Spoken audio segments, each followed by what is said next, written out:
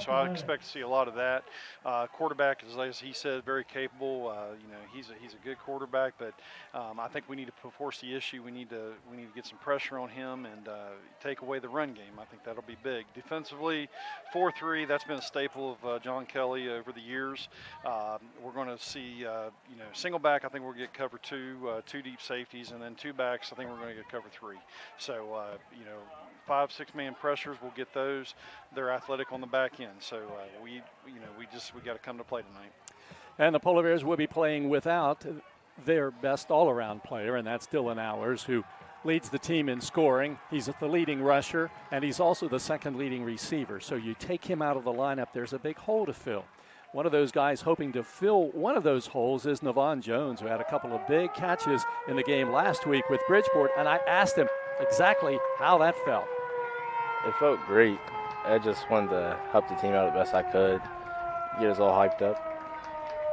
Tell me what this football season is like for you, because this is the first time you've played varsity football.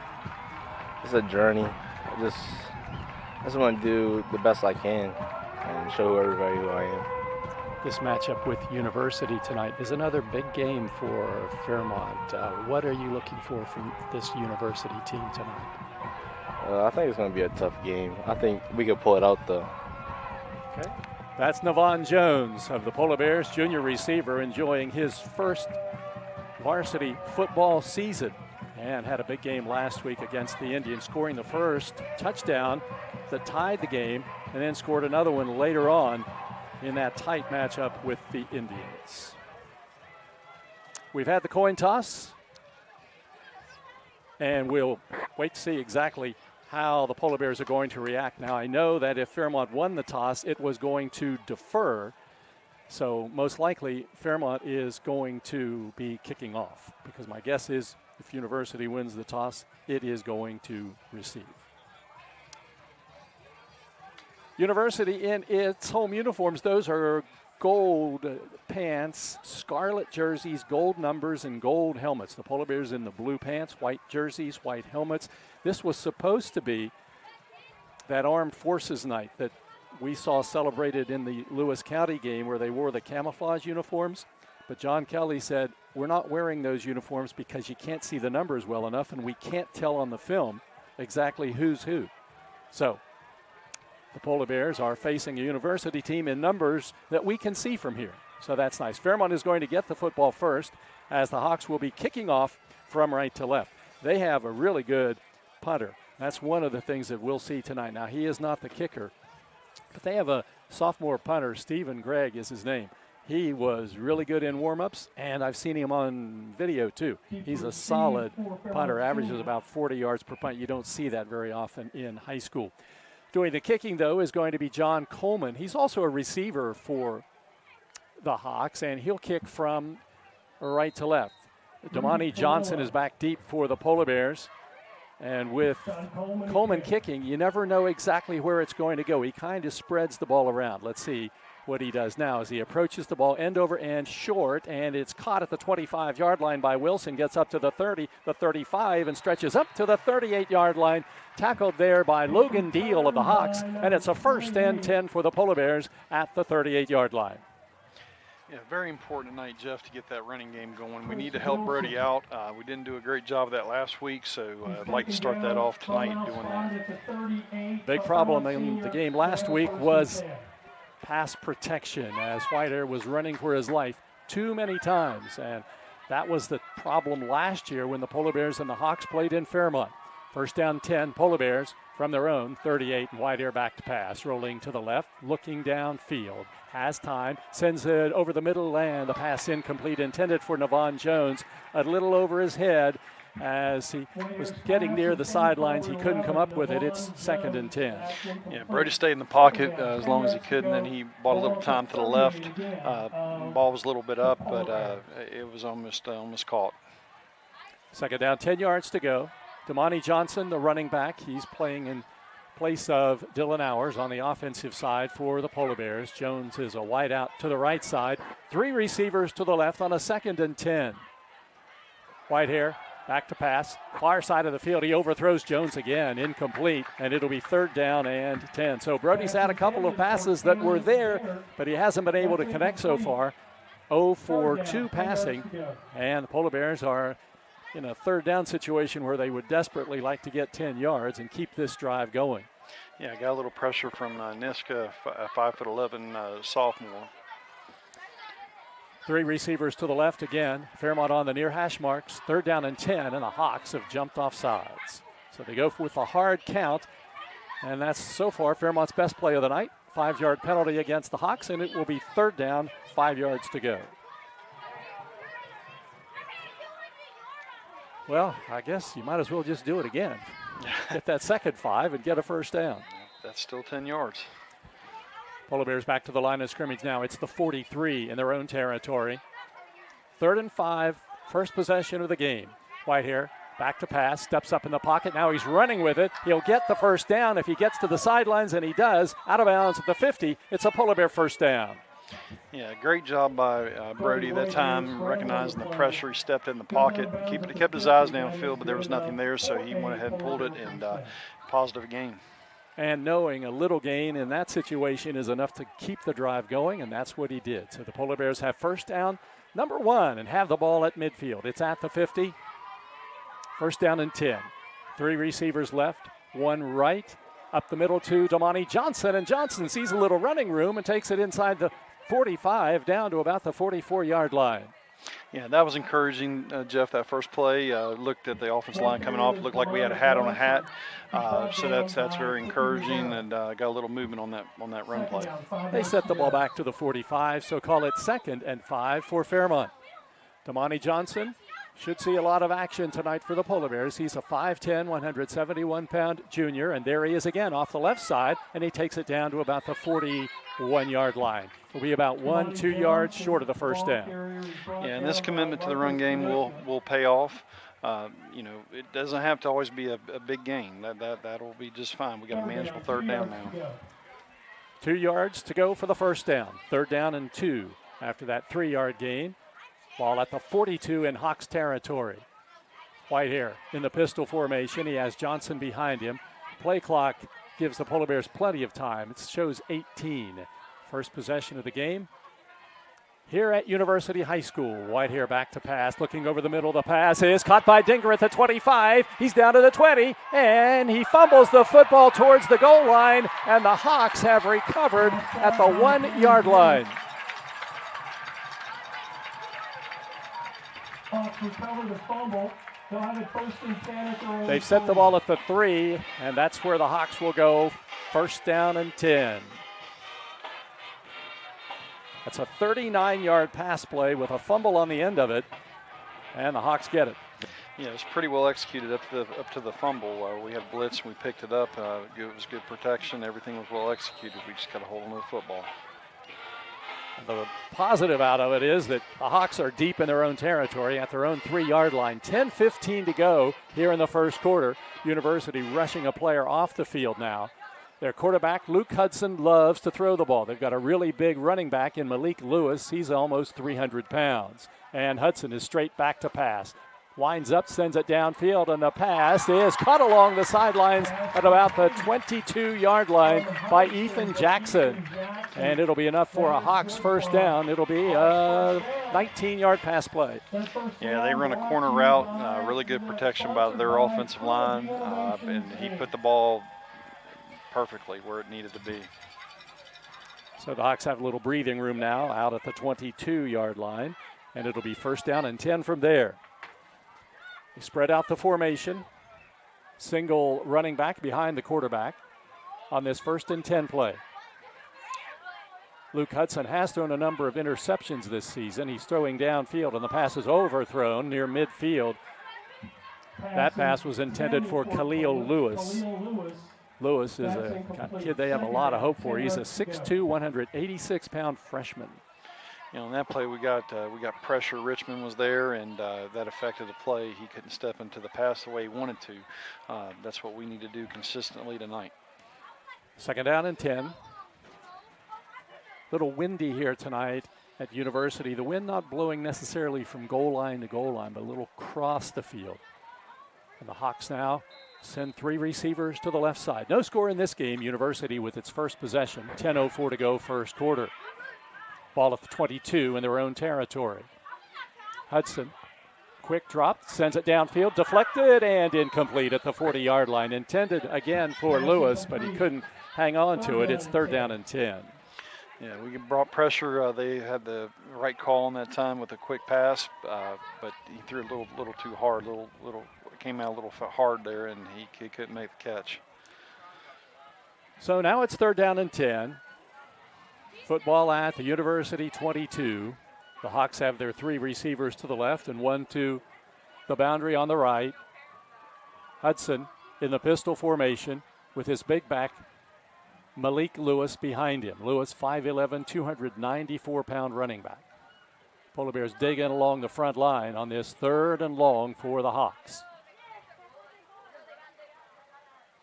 Long count, and Hudson back to pass. He's getting pressure now, steps up in the pocket, now has some room to run. Gets up to the 30, and he's going to be stopped short of the first down, right at about the 30-yard line. Polar Bears closed in on him well and drop him for about an 8-yard gain, and it'll be 4th down and 2 for University. Yes, it was just a 5-man pressure. We dropped 6 in coverage, and a good job of getting into Hudson before he could get to the first down marker. Punting situation. Now we'll get to see this kid I was telling you about earlier, this punter for the Hawks, Stephen Gregg. Line of scrimmage is the 30. Cannon Dinker back to return for the Polar Bears. Good snap, and here is the punt. Not too long this time. It's going to be out of bounds near the 40-yard line. So not a great punt. They'll mark it out of bounds at the 37 in Polar Bear territory. So just a 33-yard punt. It's one of the things, you watch these guys warming up, and it's a little different when you've got people coming at you. And so the Polar Bears now have their second possession, almost the same spot they had the first one. 9 minutes and 10 seconds to go first quarter. No score in this game. And the Polar Bears send 3 receivers to the right side this time. And 1 to the left. Chris Wilson is behind quarterback Whitehair on a 1st down and 10. And Wilson gets the handoff, and he's crushed at the line of scrimmage. Nice defensive play made by the linebacker for University. That was Brock Kaler. Yeah, like to get a little more yardage on first down, but still like that we're staying committed to the run game. 2nd and 10. The Polar Bears had a big pass play, but it ended in a fumble, and the Hawks got it on Fairmont's first possession. Jones goes in motion towards the line of scrimmage, and back to pass is Whitehair over the middle. Jones drops it at the 45-yard line. And Jones would like to have that one back. That was a pretty well executed pass by Brody. He put it where it needed to be. So he'd like to have that one back. I know Jones would. Certainly would, because it wasn't a tough catch. He wasn't necessarily well defended right there. He found an opening there in the middle of the field, but didn't hang on to the ball. And now it's 3rd down and 9. Officials time at the line of scrimmage. Cannon Dinger has to come out for the Polar Bears. Not sure what the reason for that is, but that takes away one of the Polar Bears' best receivers on a 3rd down and 9. From the pistol formation, and Brody Whitehair looks to the sidelines. Play clock at 25. It actually hasn't started yet. And now it starts, and the Polar Bears go 3rd down and 9 from their own 38-yard line. Whitehair back to pass. In trouble in the pocket, now rolls to the left side. He's in big trouble, can't get rid of the ball, and he's sacked back at about the 20-yard line. I think if Brody had that one to do over again, he would have thrown it out of bounds because he had a receiver on the sidelines downfield. Yeah, they just got a lot of pressure with just a 4-man rush. That time they dropped 7. Polar Bears have a player shaken up on the play. Polar Bears shaken up on the play. So we have a timeout, an injury timeout with 8:22 to go in the first quarter from University High School. It's the Polar Bears nothing, University nothing on Fun 93.1. An injury at any age can be a game changer. But with walk-in clinics Monday through Saturday, the Marshall Sports Medicine Institute is ready to get you off the bench and back in the game. Marshall Sports Medicine Institute takes care of the herd. Let us take care of you.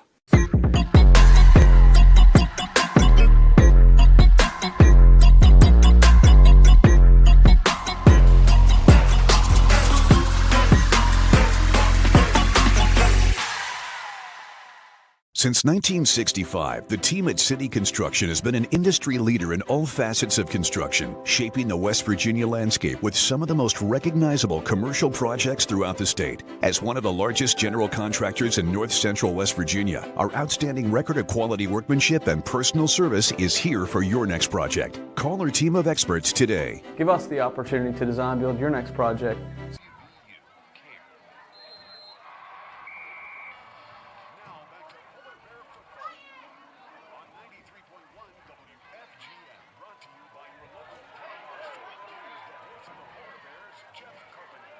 Gavin Michael into punt from his 30-yard line. Not a good punt. It bounces just into Hawks territory at about the 49-yard line. And University will go first down and 10 in great field position with 8 minutes and 12 seconds to go in the second quarter. Tucker Hayhurst was the injured Polar Bear player. Walked to the sidelines with some help. And now the Polar Bears will be on defense as the Hawks have it near midfield. First down and 10. No score in this game. Not a good start for the Polar Bears so far this evening. Luke Hudson, the quarterback, again with Malik Lewis, his running back behind him on this first down play.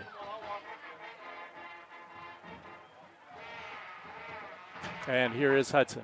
Back to pass, getting pressure from the side, and he gets it across the line of scrimmage and over the 50 down to the 46-yard line before he's hit and brought down by Dakota Nisley. But Hudson made something out of that. It looked like he was maybe going to be in trouble in the backfield, but he'll get about 6 yards on the play.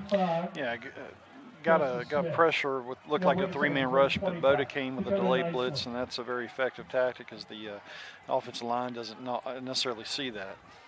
So now it's just 2nd and 4 for the Hawks. They have the ball in Polar Bear territory for the first time tonight. Game clock turns down to 7:33. No score.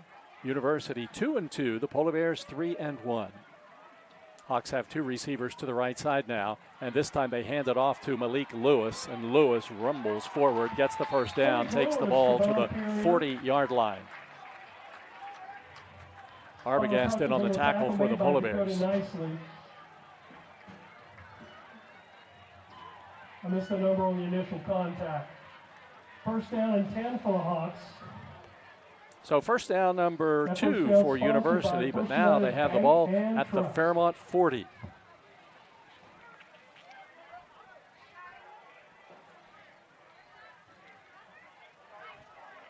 Quarterback Hudson now has Brock Kaler in the backfield. To his right, Malik Lewis behind him. Back to pass is Hudson, launching it downfield, overthrown at about the 20-yard line. Receiver was well covered. That's Coleman. And the quarterback was getting pressure. Brody White here is playing defense for the Polar Bears tonight at the safety spot. He was in coverage on that one along with Tavion Thornton. Yeah, it's very well covered. They pretty much bracketed the receiver, Coleman. Second down, 10 yards to go. The Hawks signal in the play from the sidelines.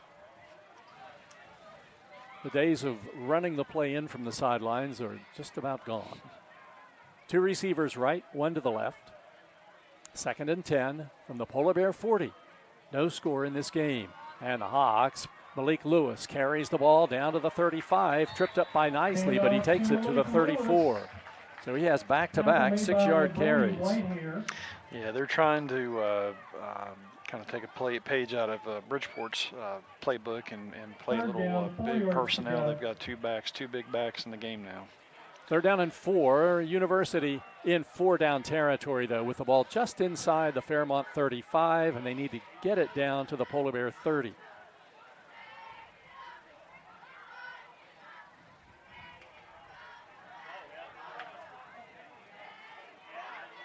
Front line for the Polar Bears. Bigelow, Bracero, Arbogast. Quarterback Hudson has Lewis behind him. Third down and 5. And he's back to pass.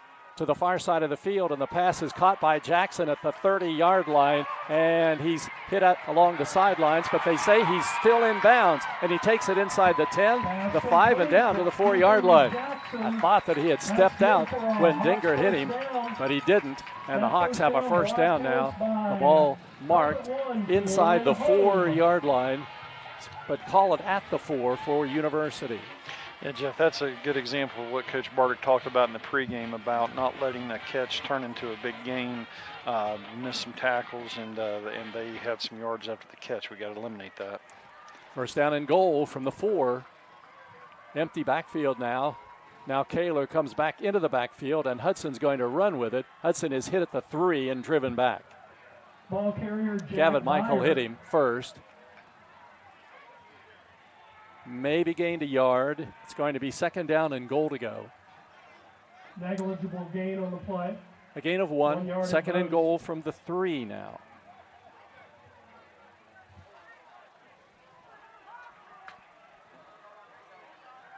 Now the Hawks send their 3 receivers to the left and 2 to the right again. Empty backfield. And into the game now is Jack Byer. And Byer's going to run with it, and he's going to run down to the goal line. He stops short. The ball pops loose. The Polar Bears say they've got it, but the officials say he's down. Byer again, the ball carrier. It'll be third down and goal, 1 yard to go. A gain of 2 for Byer. He's the backup quarterback. You hear the fans below wondering why the big guy doesn't get the ball. He's not even in the game. Under center, Byer. Byer tries to get to the goal line, and he's going to be stopped short, and it's going to be fourth down. Yeah, good job by our interior defensive line that time. They've really got some good push, which you have to do when you're that close to the goal line. Okay, fourth down. So now it's fourth down and inches at the goal line. University going for the touchdown here. We wind down near the end of the first quarter. Byer under center. Byer sends Jackson in motion. Byer hands it off to Kaler. Kaler is hit. He's stopped. He doesn't get the first down. And the Polar Bears take over at the 1 yard line. Great job by that defense. That's the way to play on the goal line. Came off the ball really well that time, and just leveraged it. Played it the way you're supposed to play it. Excellent job. So no gain on that play, and the Polar Bears have the football. First down and 10. They've moved the ball out to the 2, so that was a gain of a yard on that last carry. And so with 3:38 to go in the first quarter, Fairmont has the football at its own 2 yard line. No score in this game, and this is the Polar Bears' 3rd possession of the night. Cannon Dinger again runs off the field. This is the second time he's had to do that, and I'm guessing it's an equipment issue because he played in there on defense, seemed fine. First down 10 at the 2. Whitehair out of the pistol in the end zone. Back to pass, rolling to the near side. Needs to get rid of the ball, dumps it off short, and it's caught at the 8 yard line. And immediately, Wilson is hit, but he gets the nice catch at the 8, and that'll give the Polar Bears about a 6 yard gain. That's Chris Wilson. He was tackled. Whitehair took a big shot on that play. Whitehair is injured, and he's slow to get up in the end zone. Looks to be Brody Whitehair.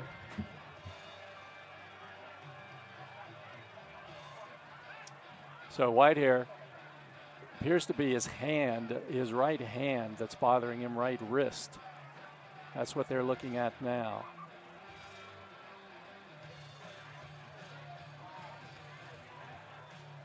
So Whitehair is the injured Polar Bear player. In case you're wondering, with Dylan Hours out, who is technically the backup quarterback in a game setting. You wonder, okay, who is the backup quarterback now? Because you don't really expect them to go to the freshman, but it would be Gavin Michael, who played quarterback position for the Polar Bears as a freshman. And Whitehair is being helped up.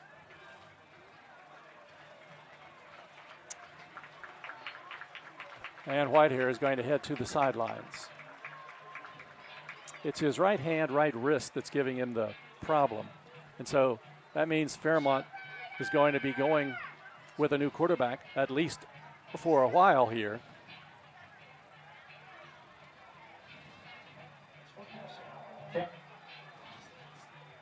And that's going to be Gavin Michael, who technically didn't even play the position last year. But he has practiced a little at quarterback, knowing with hours out that he might be called upon, and sure enough he is.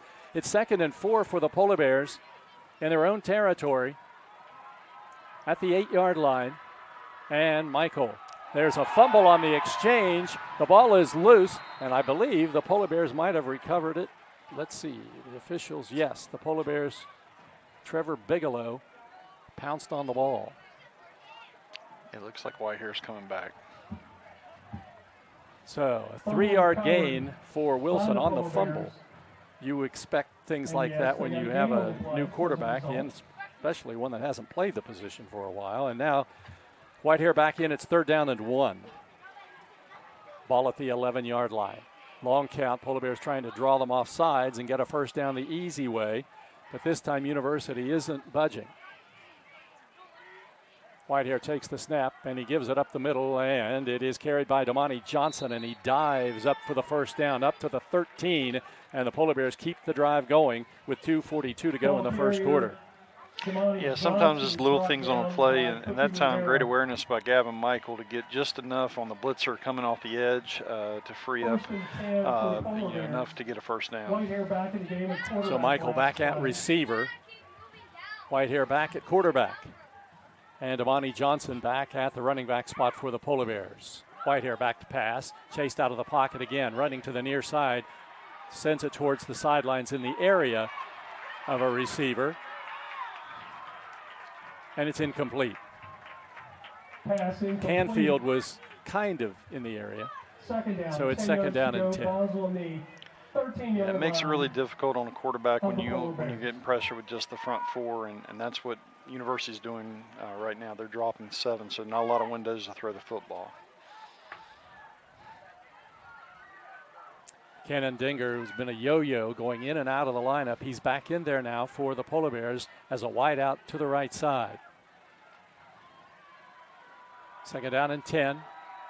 Whitehair to pass over the middle for Dinger. A great catch. He's got it at the 33-yard line, and the Polar Bears have the first down. I tell you, he makes that look effortless. Just the way he high points the ball, catches the ball with his hands, just textbook.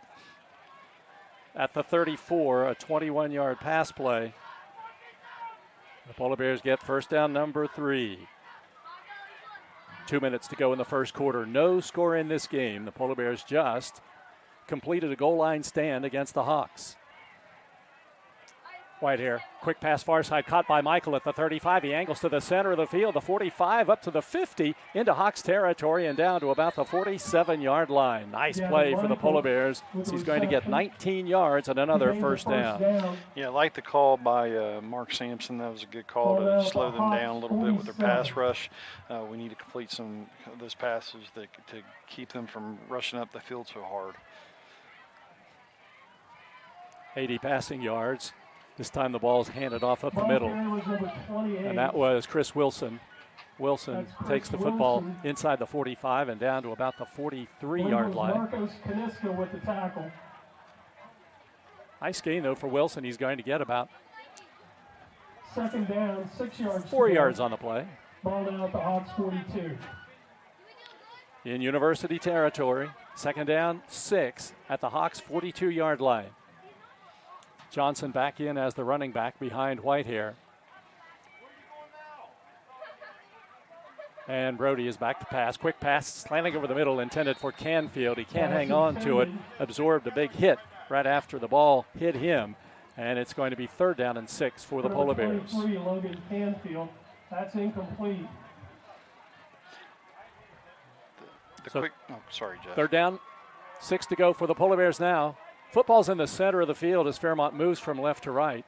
Down to about 50 seconds to go in the first quarter. And Whitehair is back to pass. Looks over the middle, and the pass is caught by Canfield at the 35, and he takes it inside the 30 down to the 25-yard line. It's a Polar Bear first down. It'll be about an 18-yard pass play. Yeah, well-executed play. That was a product of us being able to get the 5 yards on first down because that still gave us a manageable 3rd down, and they couldn't just tee off on us. That was well-executed. So Brody Whitehair almost up to 100 passing yards here in the first quarter. 1st and 10 at the Hawks, 23-yard line. Bracero into the game, blocking back, and handoff goes to Johnson. He dances to the outside, inside the 20, down to the 15, and dives forward close to the 13-yard line. Johnson, and I'll tell you, that would be, Daryl Moose Johnston would have been proud of Max Bracero on that play. That was a great block by a fullback. First down for Fairmont Senior. And the first quarter has come to an end from University High School. It'll be 1st and 10 for the Polar Bears at the Hawks 13. When we return, the score after 1, University nothing, Fairmont nothing on Fun 93.1. General Stores has been serving West Virginia communities for almost 5 decades. We are so grateful to be a small part of your lives, and we want to recognize the integral part of our operation, the LG family. You keep us going. Thank you. An injury at any age can be a game changer. But with walk-in clinics Monday through Saturday, the Marshall Sports Medicine Institute is ready to get you off the bench and back in the game. Marshall Sports Medicine Institute takes care of the herd. Let us take care of you.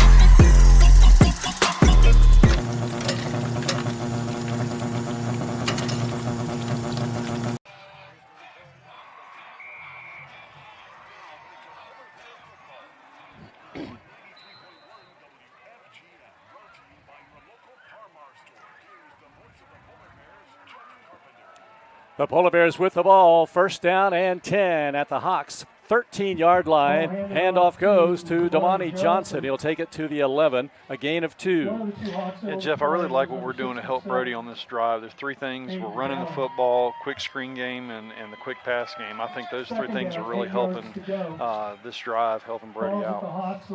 The ball's at the 11, 2nd down and 8. Sidelines left, a lot of running room to the right. That's where the 3 receivers are for Whitehair. And he's back to pass, steps up, sends it downfield, and the pass is almost intercepted at the 5-yard line by Ethan Jackson. But it's incomplete, 3rd and 8. Yeah, that time just a little late with the ball that time. So we just got to keep with that quick pass game, getting rid of the ball quick. That's one of those from our vantage point. You could see that going to be trouble. Unfortunately, Jackson just batted it down. So now it's 3rd and 8 for the Polar Bears at the Hawks 11-yard line.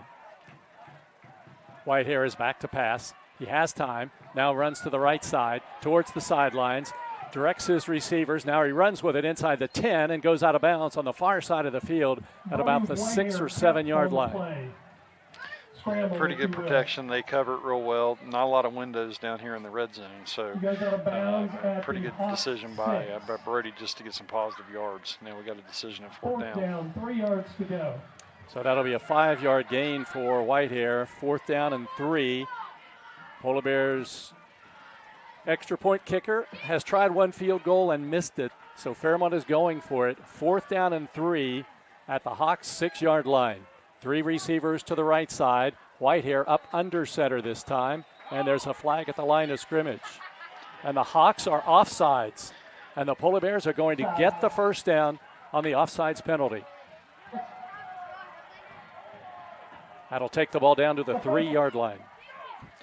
Yeah, great job by Fairmont Senior having the poise to not jump and get the first down, easy first down. So now Fairmont first down and goal from the 3. Johnson, the running back behind Whitehair.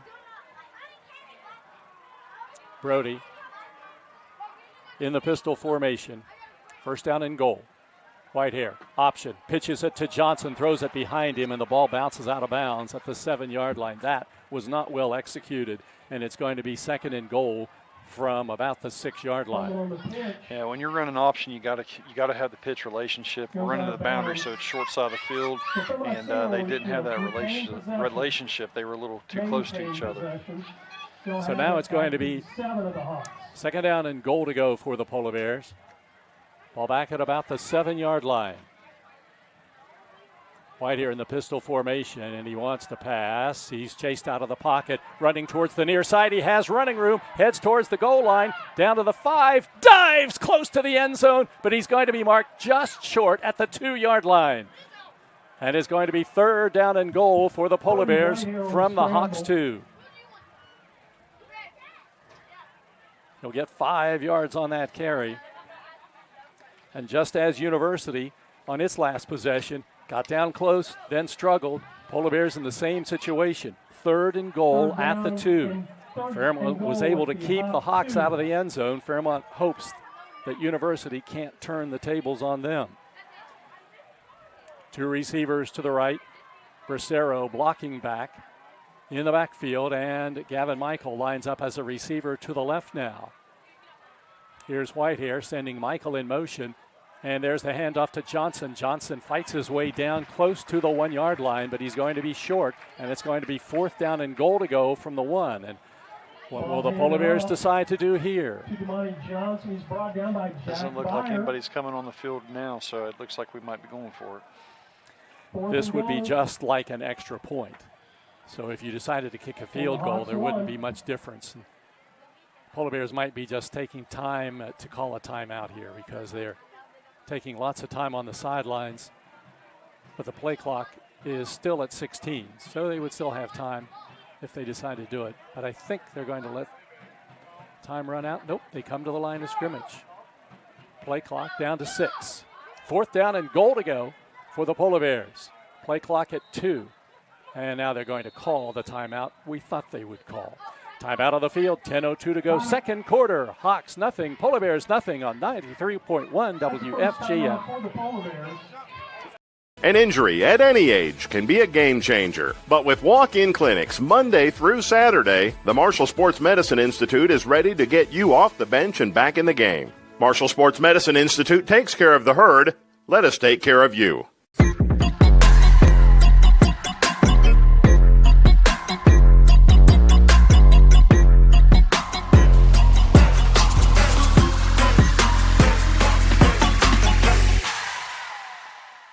Since 1965, the team at City Construction has been an industry leader in all facets of construction, shaping the West Virginia landscape with some of the most recognizable commercial projects throughout the state. As one of the largest general contractors in north central West Virginia, our outstanding record of quality workmanship and personal service is here for your next project. University was in, although they were like fourth in inches.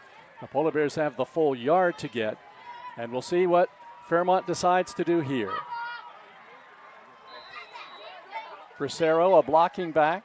Whitehair has Johnson behind him. Fourth down and goal. Whitehair on a keeper right up the middle. Whitehair to the goal line. He's into the end zone. It's a Polar Bear touchdown. Brody Whitehair takes it in from 1 yard out. And the Polar Bears score first and lead it 6-0. Great job by that right side. Great job coming off the ball, keeping their pads down. You got to stay down low when you're that close on the goal line, and they did that. They leveraged them. Very, very nice. Good job. Cam Peschel to attempt the extra point. 24 of 25 this season. His only miss was the last extra point he kicked in Bridgeport.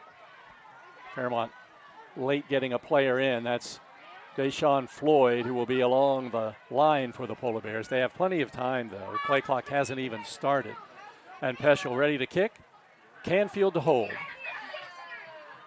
Ball down, kick is up, and the kick is good. And there's timeout on the field. 9:58 to go in the second quarter. It's Fairmont Senior 7, University nothing on Fun 93.1.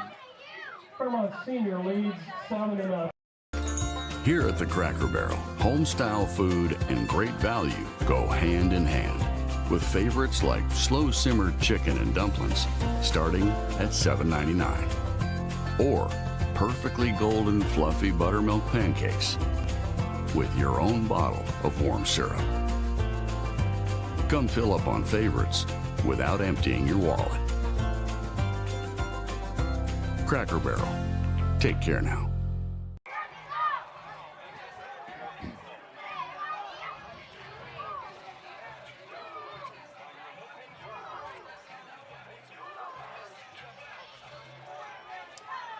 Brody Whitehair scores his third touchdown of the season, and Fairmont Senior has the early lead. It's 7-0, and the Polar Bears will be kicking off. Yeah, Jeff, that was a great job by that Polar Bear offense on that drive. With the way we ran the ball, the quick screen game, the quick passing game, I think those are all really good answers to what University's doing on defense, and just a great job by that coaching staff. Cam Peschel is going to kick off for Fairmont. He tees the ball up in the center of the field, and he'll kick from right to left. The Hawks have some dangerous returners back here now, Kyle Blunt and Ethan Jackson, and it'll go to Blunt at the 14. He gets to the 20, the 25, over the 30. Then he's going to be tackled at about the 33-yard line. Stop on the play was made by Chris Wilson of the Polar Bears.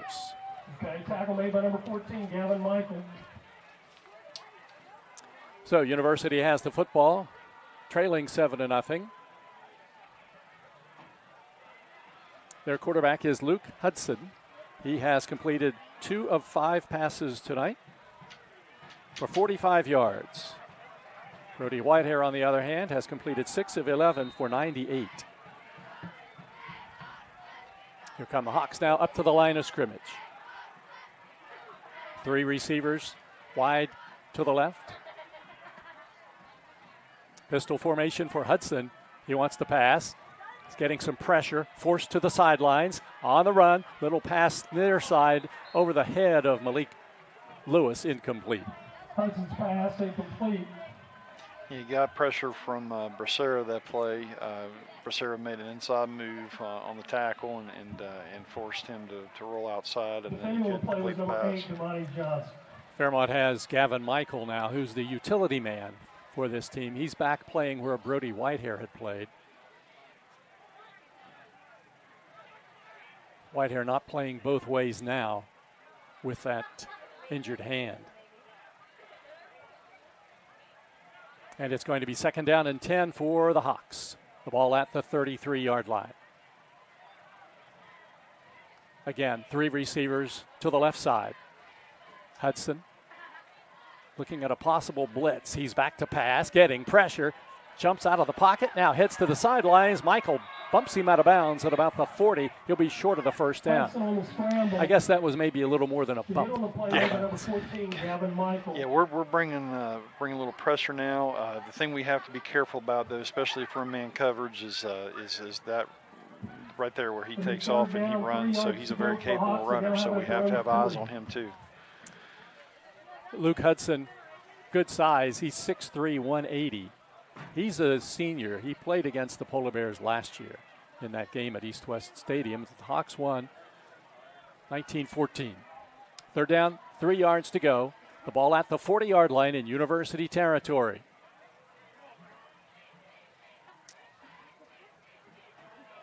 Hudson with a running back behind him is back to pass again. Has lots of time over the middle. The pass is batted down nicely. Good defensive play for the Polar Bears.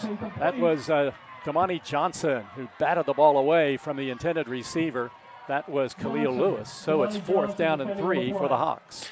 Yeah, Lewis was wanting the flag, but I firmly disagree. That was great coverage. He did, we just, there was no way that he was going to catch that ball. Nice job by Johnson. Stephen Gregg into punt, 33 yards his first punt. Fairmont has 2 returners back, Michael on one side, Dinger on the other at about the 20. Good snap, and Gregg's punt. This is a nice punt. High, fair catch called for by Dinger, and he goes inside the 20, backs up to about the 18, and that's where he catches it. And that's where the Polar Bears get the football. With 9:25 to go in the second quarter, Fairmont leading 7-0, and the Polar Bears have the ball first down and 10. Polar Bears will have it on the Polar 19. This is the 29th time these two teams have played. The Hawks lead the all-time series 17-11.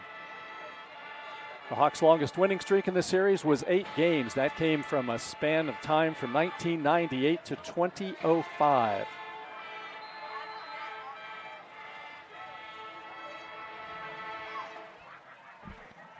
Ball set down at the 19, and that's where the Polar Bears go. First down and 10. Moving from right to left now. Quick pass far side, complete to Michael. Makes an outside move, then cuts inside, and he's right at the line of scrimmage and goes down. Yeah, come with this quick screen game again. The one thing that puts pressure on the defense for us having to run sideline to sideline, so that might wear them down a little bit. Second down. No gain on the play. Balls at the Polar 19. 19-yard line, second and 10 for Fairmont. Like to get a first down, get a little better field position. 3 receivers bunched together to the right side now. Whitehair back to pass, sets up, fires downfield, and the pass intercepted at the 30-yard line. The Hawks have the football. That's Kaler with it, and Kaler takes the ball down inside the 20 down to about the 16-yard line. Yeah, they brought pressure from the field, and Brady tried to get rid of it fast. He didn't see Kaler. Looked to be number 28. So the interception, Polar Bears first.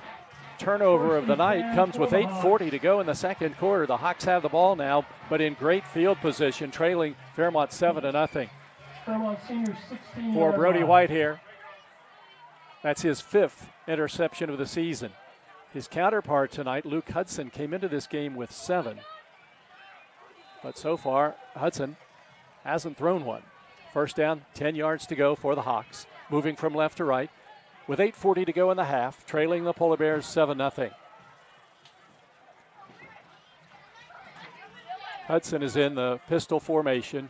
George, the running back, with him. He passes downfield, and the pass is caught at the 12-yard line, and immediately brought down is Coleman. Johnson in on the stop for the Polar Bears. To John Coleman. Short gain. Johnson and Logan that's what you like to see on a quick pass such as that. Johnson did a great job leveraging from the outside, and help came from the inside as well. For the Hawks, ball now at the 13. 3-yard gain. Of Fairmont Senior. Hawks have the ball, 13-yard line. Polar Bear territory, second down and 7. Kaler in the backfield as a blocker. Malik Lewis behind the quarterback Hudson, and Lewis gets the handoff, big hole off the left side, and he takes it inside the 10 down to about the 6. He'll be very close to a University first down. Yeah, they just run the power play to the left side, their left, and we got to squeeze it down a little better. He got a 7-yard gain, and it's a University first down.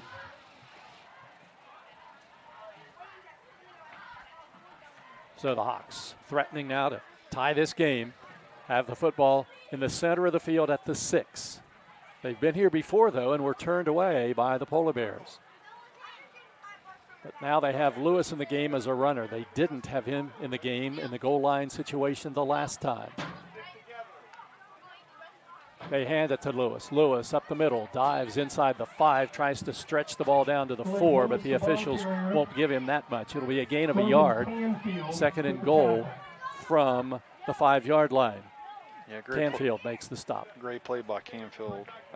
Second making a big down play there on the and goal line. Balls at the 5 of the Polar Bears. Second down, goal to go. 5-yard line. Hawks come to the line of scrimmage now with 1 wide out to the right, 2 to the left.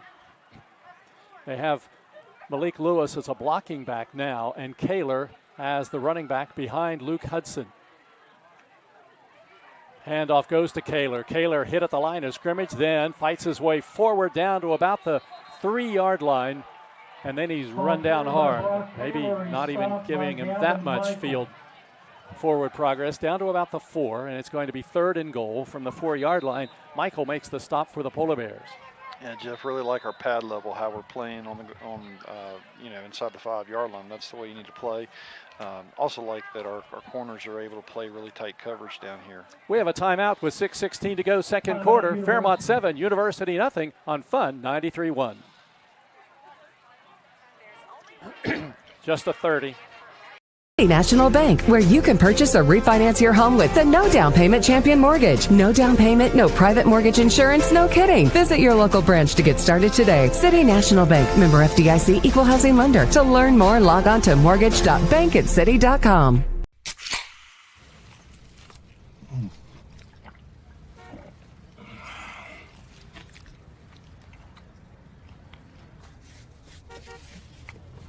Sandwiches, better with Pepsi.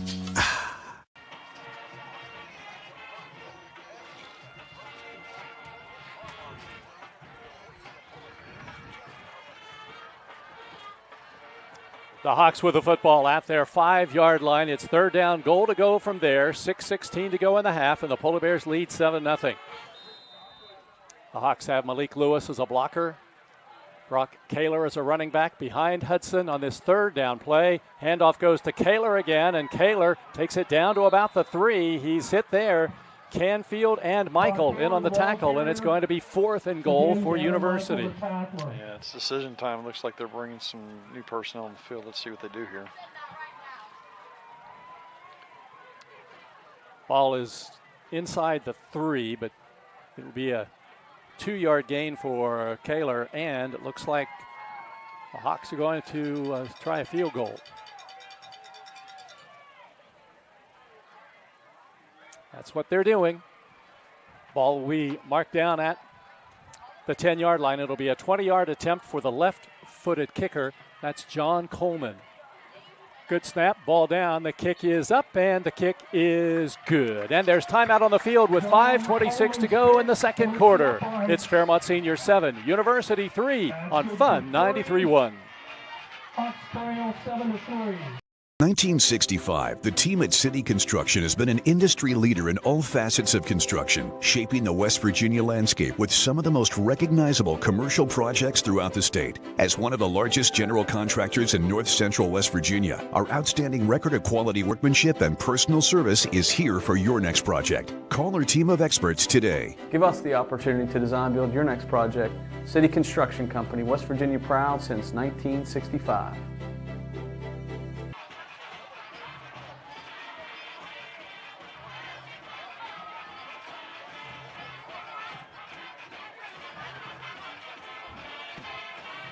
So the Polar Bears get out of it with a 3-point score by the Hawks. That's probably the best you could have hoped for, Ray. Yeah, absolutely. We call that sudden change, and that's exactly what that was. We had a interception, a little adversity, and we bounced back and held them to a field goal. That was a big win right there. Damani Johnson back deep, and John Coleman will kick off. He's kicked short the first time, and Chris Wilson caught it and ran it. Approaches the ball on the near hash marks, line drive kick, and it will hit at the 10, and it rolls, and it's picked up back there by Canfield. Comes back the other way, gets up to the 10, up to the 15, he's at the 20, he's at the 25, the 30, and tripped up. Maybe a touchdown saving tackle by the kicker, Coleman. And the Polar Bears have it at the 34. Yeah, I really like what we're doing on offense now. As far I know we had the interception, but going back to the touchdown drive, that's kind of the way we need to attack this defense with helping Brady with the run game and then the quick passing game. From the 34 in Polar Bear territory, Fairmont has the ball. 5:18 to go in the first half. Polar Bears 7, University 3. First down play. In motion comes Dinger.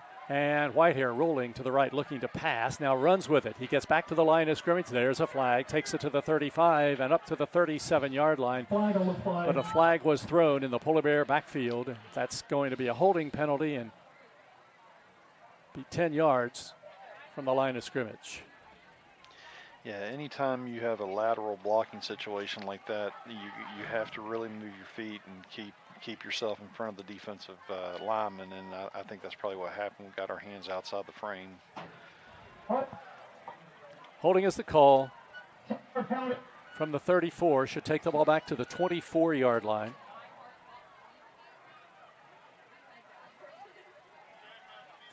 And it'll be first down and 20 for the Polar Bears.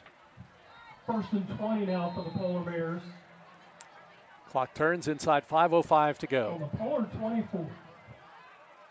Whitehair hands it off to Johnson. Coming this way. He gets to the 30. Double teamed there, but manages to get a couple of more before he's brought down at about the 33-yard line. I tell you, Jeff, he got a pretty good block from Lister on that play, which sprung to the outside, and great read by Johnson that time. So he gets 9 yards, still second and long, but that's a good chunk to get back. And it's going to be second and 11 for the Polar Bears now from their own 33-yard line. Of the Polar Bears. 2 receivers to the left and 2 to the right. Whitehair threw an interception on his last pass attempt. He's back to pass. Steps up in the pocket. Now chased out of the pocket. Takes it to the 35, slides down at about the 34-yard line. So he'll actually gain a yard, and it will be third down and 10 for Fairmont. This is not the down and distance you want to be in, so definitely have to have something in mind here to try to get rid of the ball a little quick. Might need to keep a little extra protection in for Brody. The success for the Polar Bears has been in the middle of the field so far tonight. Third down and 10 at the 34. University not jumping at the line of scrimmage. Play clock at 7. Fairmont has to get serious now as it's down to 4 seconds, and Whitehair is back to pass. Running out of the pocket towards the sidelines. Whitehair still running. Keeps the football and runs out of bounds at about the 36-yard line. And it'll be a punting situation for Fairmont. On the scramble. He had Jones pretty deep, but having to roll out like that, and he got the pressure he didn't see down the field. It was too hard of a pass to make. Fourth down, 8 yards to go. Punting situation. Gavin Michael will do the punting for Fairmont Senior. Punt, Gavin Michael. Deep to receive for the Hawks. Ethan Jackson back deep for University. Ethan Jackson. Good snap. Flags are down. Michael's punt. This is a high floater. Fair catch called for at the 30-yard line, but there was a flag on the play.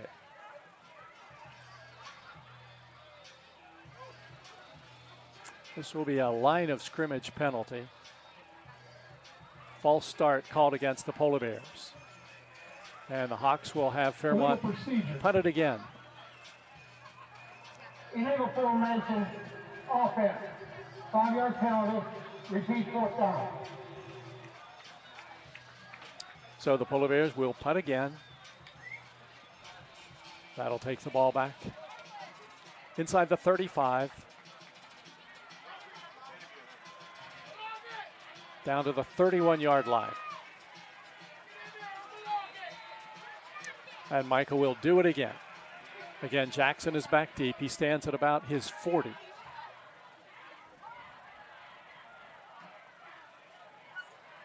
Michael gets a good snap, punts this one away. Another good punt, and it's going to chase Jackson back. He catches it over his shoulder at the 25 and then goes back the other way. Uh-oh, that's trouble. And trapped down from behind at the 45-yard line. That was Dakota Nisley who made a big play there, because if Jackson gets past that, we could have been in trouble. Yeah, this game has the feel of being really close, so special teams are really going to be critical. So that's a big play to keep that from turning into a bigger play. Speaking of close games, North Marion and Lincoln, 13-7 Huskies second quarter. East Fairmont leading Preston 28-14 and 10. 3:07 to go, second quarter. Hawks have the ball, trailing Fairmont 7-3. Luke Hudson is the quarterback, takes the snap, looking to run with it now. He's hit in the backfield, and he's going to be brought down. Nice defensive play by the Polar Bears, Taryn Boda. Yeah, we're bringing 5-man pressure. We're going a little bit more to a 4-man front. Coach Bart's been going to that the past couple drives. and really get a good job of keeping him contained and keeping him bottled up, nowhere to go. 1 yard loss at 2nd down and 11. Hawks are in this conundrum here.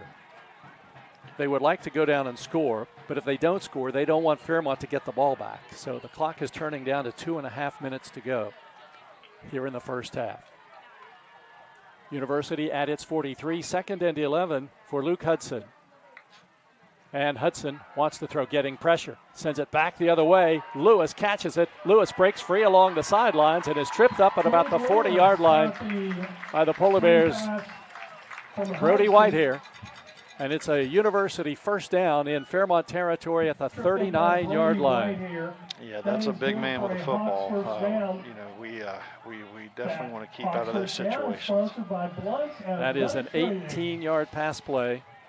And the Hawks get their 4th first down of the night. 1st and 10 at the 39 of Fairmont. Clock turns inside 2 minutes to go. University has 2 timeouts left. Moving from left to right on the far hash marks. Hudson calling the signals out of the pistol formation from the 39. Wants to pass. Steps up in the pocket, and he is sacked. He goes down at the 45-yard line. Logan Canfield has him. Yeah, Jeff Canfield did an excellent job that time. He brought pressure through the B gap there in between the guard and the tackle and timed it out perfectly. That's the way you do it. 2nd and 15 for University now. The ball technically at the 45-yard line in Fairmont territory, and now the Hawks are going to call a timeout. Timeout, 1:21 to go here in the second quarter from University High School. Officials time. With the score. Well, wait just a minute. Now they're sending everybody back to the line of scrimmage. So we're not going anywhere. Not sure what was going on, but the Hawks as a team came to the sidelines. The officials then sent them back. Fairmont went to its sidelines, and there was no timeout called. Last week we had a little chain repair and a delay, but nothing like that this time. So now the Hawks are back to the line of scrimmage. 2nd and 16 with 1:20 to go. University has the ball at the Fairmont 45, and now the referee comes over to have a conversation with John Kelly. John Kelly in his 49th year of coaching, his 37th year at University High. Overall, he's 17-11 against Fairmont Senior. Last season, the Hawks finished 7-4, but were eliminated in the first round of the playoffs by Hurricane. Now we're ready to go. 2nd down, 15 from the Fairmont 45. Clock turns inside a minute 15. Hawks send 3 receivers to the right. Luke Hudson out of the pistol formation. And Hudson back to pass. Sends it to the far side of the field, and the pass is incomplete along the sidelines. I couldn't see whether he actually came down with the ball, but the ball popped out, and there's a flag on the play back on the other end, and a holding penalty coming up against the Hawks. Yeah, I like these delayed blitzes that Coach Bartek is coming up with. And I can tell you as an offensive lineman, that's something that will really kind of mess the blocking scheme up a little bit, because they don't know a lot of times how to treat that guy that's coming late. And that's what's happening right now. They're causing a little bit of confusion with the delayed blitzes. So now it's going to be 2nd down and extra long to go. They need to get to the 30, and they're at the University 46. So that's 24 yards to go. 2nd and 24 for the Hawks with 1:02 to go here in the first half. Fairmont Senior 7, University 3. Hudson's in the pistol formation on this 2nd and long. And he wants to pass. He's getting some backside pressure, and he's going to be sacked. Brought down from behind. That was Trevor Bigelow tracking him down. It's going to be 3rd down and 25 yards to go. Tell you, Jeff, that was a relentless pass rush by Trevor Bigelow. Watched him on that play, and he was not going to be denied.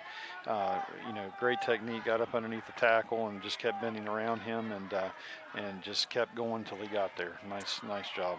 The Hawks letting the clock run because they don't want to get in a 4th and long and have Fairmont then call timeout on them. So they're going to let the clock run down as far as they can before this 3rd down and 25 play. They may still take a shot, but they know they got to get it on this play. 10 seconds on the game clock. 3rd down, 25. Hudson back to pass, getting pressure from behind. Goes to the sidelines, passes downfield, incomplete at the 40, and it brings up a 4th down with 2 seconds to go. 4th down and 25. Number 55, Trevor Bigelow, on a quarterback hurry, passes incomplete. 4th down. So 4th down situation. Defending on the play. Be surprised if the Hawks even punt here.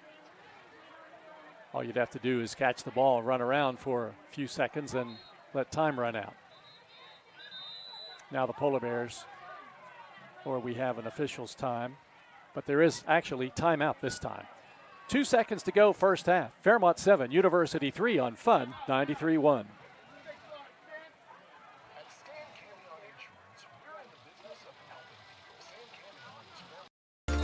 Here at the Cracker Barrel, home-style food and great value go hand in hand, with favorites like slow-simmered chicken and dumplings starting at $7.99, or perfectly golden fluffy buttermilk pancakes with your own bottle of warm syrup. Come fill up on favorites without emptying your wallet. Cracker Barrel. Take care now.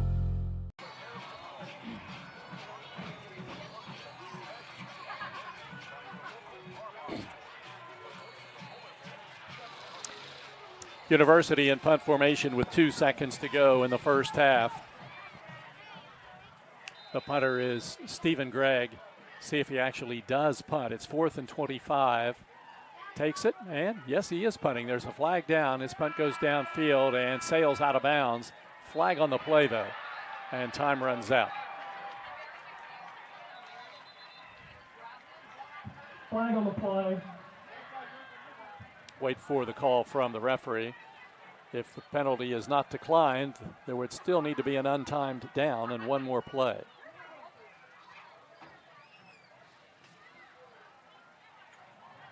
Good play. We have a sideline warning. Sideline warning is the call. I can't believe you'd have the sideline warning in that situation. Last play of the first half, but that's where we stand now. It is halftime from University High School. The score, the Fairmont Polar Bears 7, the University Hawks 3, and the halftime report coming up next here on Fun 93.1. General Stores has been serving West Virginia communities for almost 5 decades. That's nearly 50 years of providing those essential needs for your daily journey. We are so grateful to be a small part of your lives, and we want to recognize the integral part of our operation, the LG family. We know these last couple years haven't been easy, but with every sunrise and sunset, you keep us going. To the LG family, the moms, dads, sisters, brothers, sons, and daughters of West Virginia, thank you. City National Bank, where you can purchase or refinance your home with the no down payment champion mortgage. No down payment, no private mortgage insurance, no kidding. Visit your local branch to get started today. City National Bank, member FDIC, equal housing lender. To learn more, log on to mortgage.bankatcity.com. Here at the Cracker Barrel, home-style food and great value go hand in hand, with favorites like slow-simmered chicken and dumplings starting at $7.99, or perfectly golden fluffy buttermilk pancakes with your own bottle of warm syrup. Come fill up on favorites without emptying your wallet. Cracker Barrel. Take care now.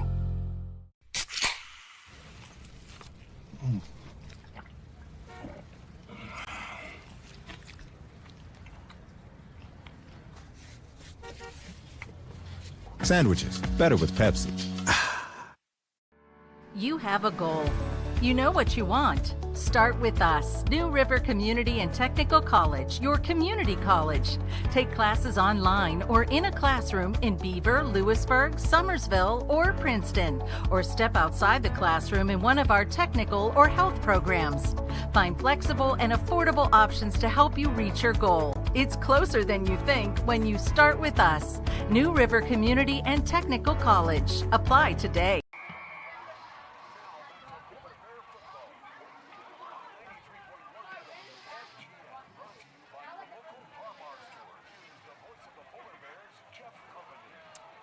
Just when you think maybe you have a handle on this this game and you think you know what's going to happen, you run into a night like this where we have two teams that love to spread the field, run up and down, come up with big plays, and we have a game with very few big plays, Ray, and a 7-3 halftime score. Yeah, this this game is kind of the for University. I think it kind of mirrors a little bit with what we're kind of doing to University what Bridgeport was doing us last week, and what I mean by that is that we're making them very one-dimensional right now. I think we're doing a really good job against the run when they try to run it.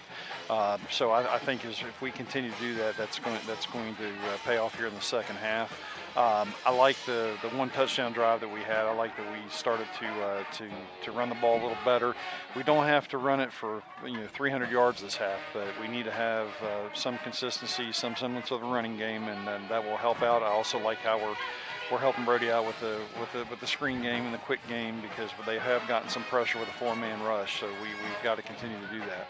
Neither team's quarterback has been comfortable tonight. Neither team's quarterback has been able to sit back in the pocket, assess the field, and find a receiver. Both have been running, trying to get away from pressure, and at the same time find a receiver. And that's a credit, Jeff, to both defensive lines.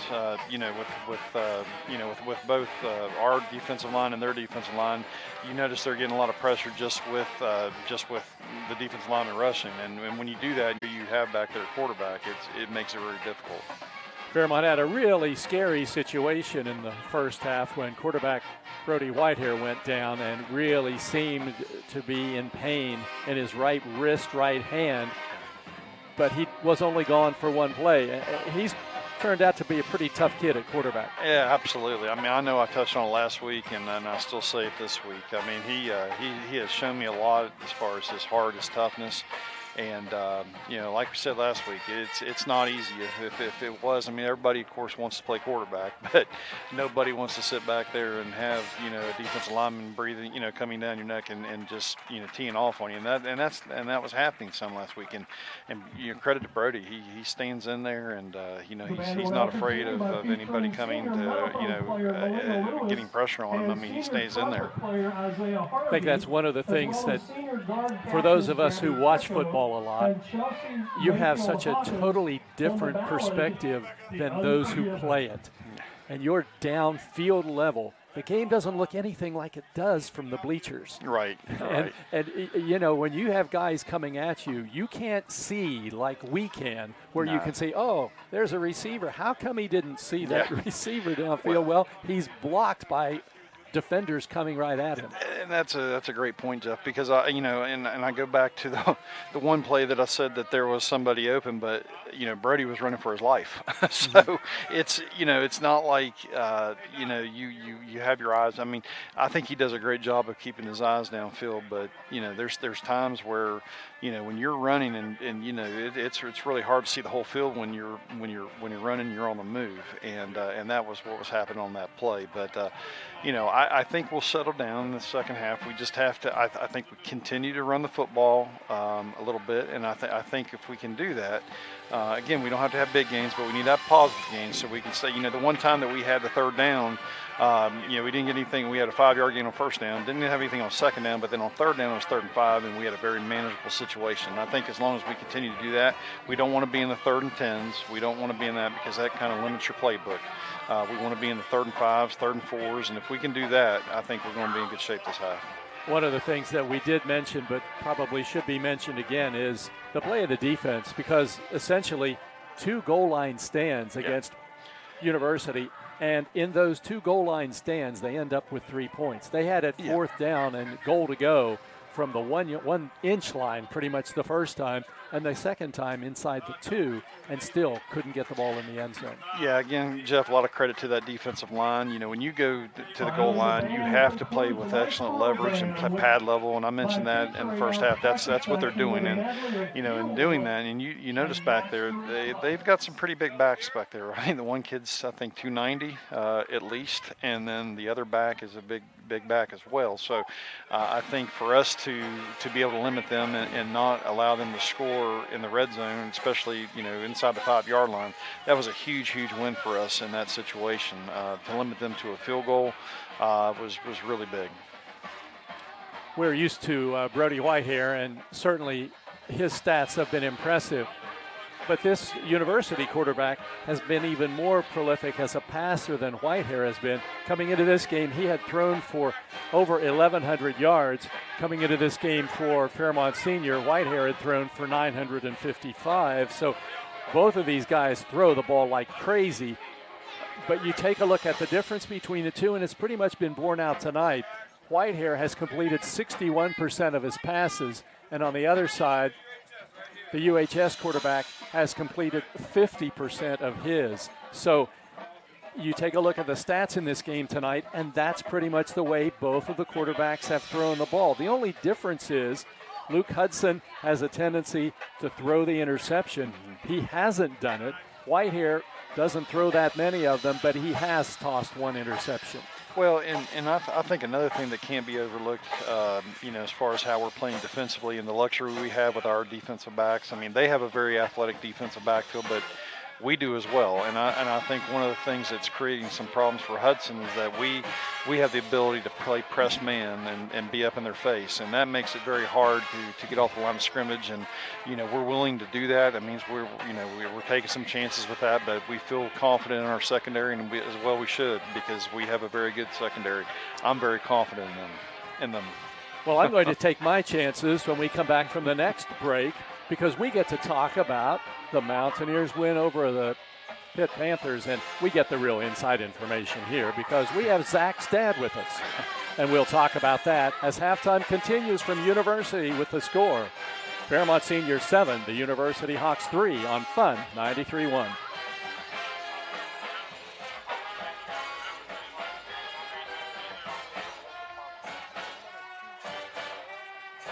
Yeah, that'll be good.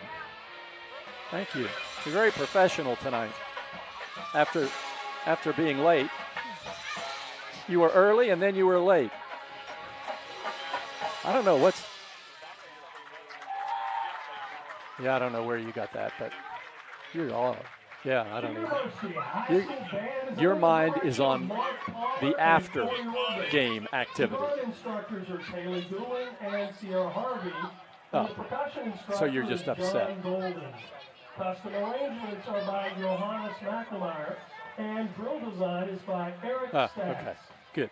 Marching Band all right, I'm ready when you just give me the cue, okay? Spectacular tomorrow evening. Thanks. Then they will march in the Buckwheat Festival Parade on Friday, September 29th, and participate in the Laurel Highlands Festival of Bands on Saturday, September 30th. We cordially invite you to join us and the Polar Bear Band at the 9th Annual University Showcase of Bands at UHS's Milan Pharmaceutical Stadium on Monday, October 9th at 6. Tickets are $10, and at the very least, they will be available at the gate. Actually, you can get them at School Cash online. The annual UHS Band Lifetime Hunting and Fishing Raffle is underway. The cost is $5, and the winner will be drawn at halftime of the Mohawk Bowl on Friday, October 27th. To purchase a ticket, see any band member or visit our band boosters table in the concourse is what it's called, throughout the season.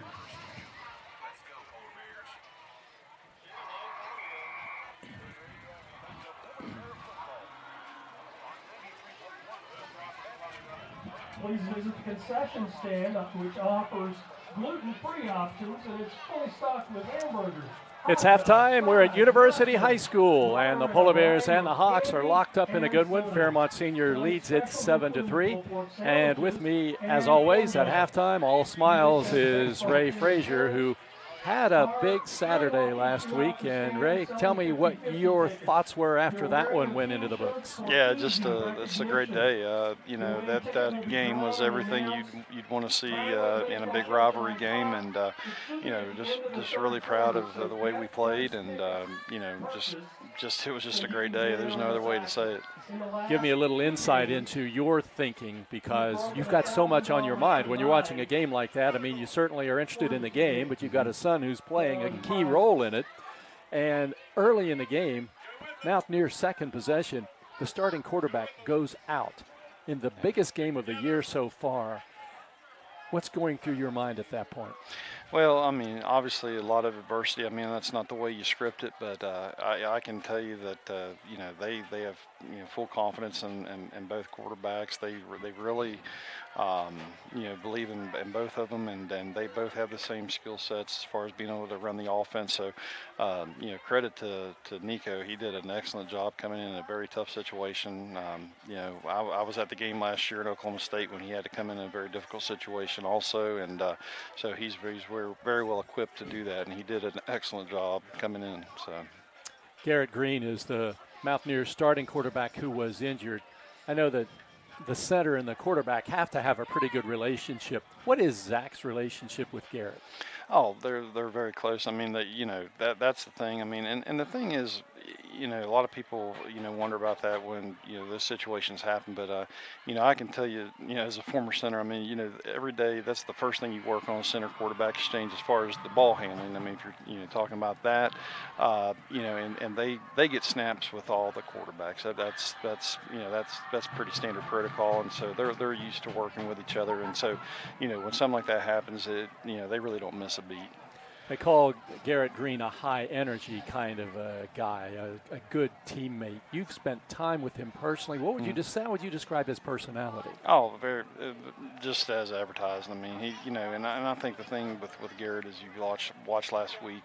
You know, obviously very difficult situation. That was not how he scripted it, but you know, for him to you know, be the teammate he is, and you know, you saw in the second half he was rooting on his teammates. He was there to help Nico, and that was the thing. I mean, you know, he was able to help Nico in that second half, and you saw he was doing that. So he's just a tremendous teammate.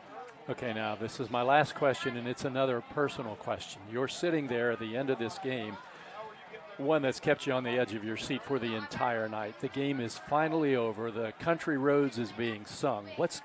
What are you feeling at that moment? Yeah, just, I mean, relief maybe a little bit, because, I mean, you know, obviously that game meant so much to, you know, the program, the state, but, you know, but just excitement. I mean, they had worked so hard, and everybody in that program deserved that moment because they had worked so hard for it, and, you know, and hopefully that's a sign of the bigger things to come. But just, you know, it was just a great night, and what an atmosphere. I mean, it was just tremendous. Our fans were tremendous the whole night, and, you know, they were in the game from beginning to end, and that's exactly what you want. If you could bottle that atmosphere, you'd have a pretty successful football program year in and year out. Yeah. It's halftime here at University High School. When we come back, it'll be time to check the first half stats. Also, check out what's going on around West Virginia in high school football tonight. That's all coming up next. Halftime continues from University High School with the score: Fairmont Senior 7, University 3 on Fun 93.1.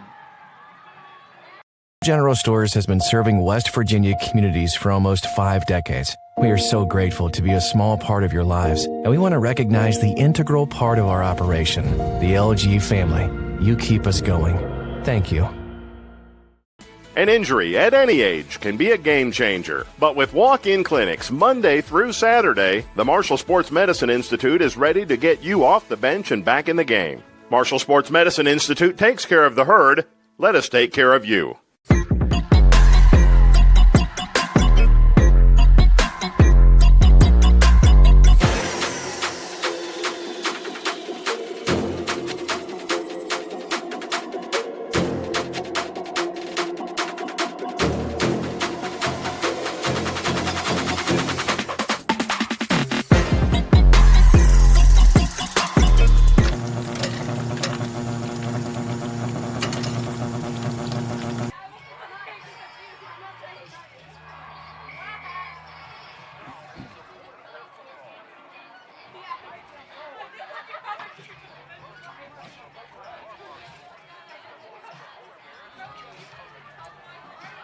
It's halftime. We're at University High School. The Polar Bears with a 7-3 lead. Let's check scores around the state. Tonight, North Marion and Lincoln, a battle of two teams, undefeated so far. It's halftime, and Lincoln trailing the Huskies 21-7. Lincoln ranked number 7, North Marion ranked number 1 in Class AA. Those are the mathematical ratings. Liberty leads Grafton 35-7 in the second quarter. Philip Barber on top of Elkins 21-0 in the second quarter. Scott leads Chapmanville at halftime 40-0. Scott, rated number 5, is unbeaten at 4-0. Frankfort and Northern Garrett 28-14. Frankfort leads fourth quarter. Frankfort ranked number 8. Bridgeport, number 8 in AAA, leading RCB 42-0 at the half. Winfield leads Logan 40-0 at halftime. East Fairmont 28, Preston 14 at the half. Wayne 13, or Nitro rather 21, Wayne 13. And that completes the AA scoreboard. In Class AAA, listen to this score. This is where you see these crazy games in Class AAA right now. Halftime, not even halftime. Second quarter, George Washington 70, South Charleston nothing. GW is 1-3, South Charleston is 0-4, and it's 70-0 in the second quarter. Morgantown leads Buchanan Upshur 45-3. Cabell Midland and Parkersburg in a tough one. Cabell Midland leading 7-3 at the half. Huntington on top of Capital at halftime 44-0. Parkersburg South leads John Marshall 28-10 in the third quarter. And Hurricane 35, St. Albans nothing.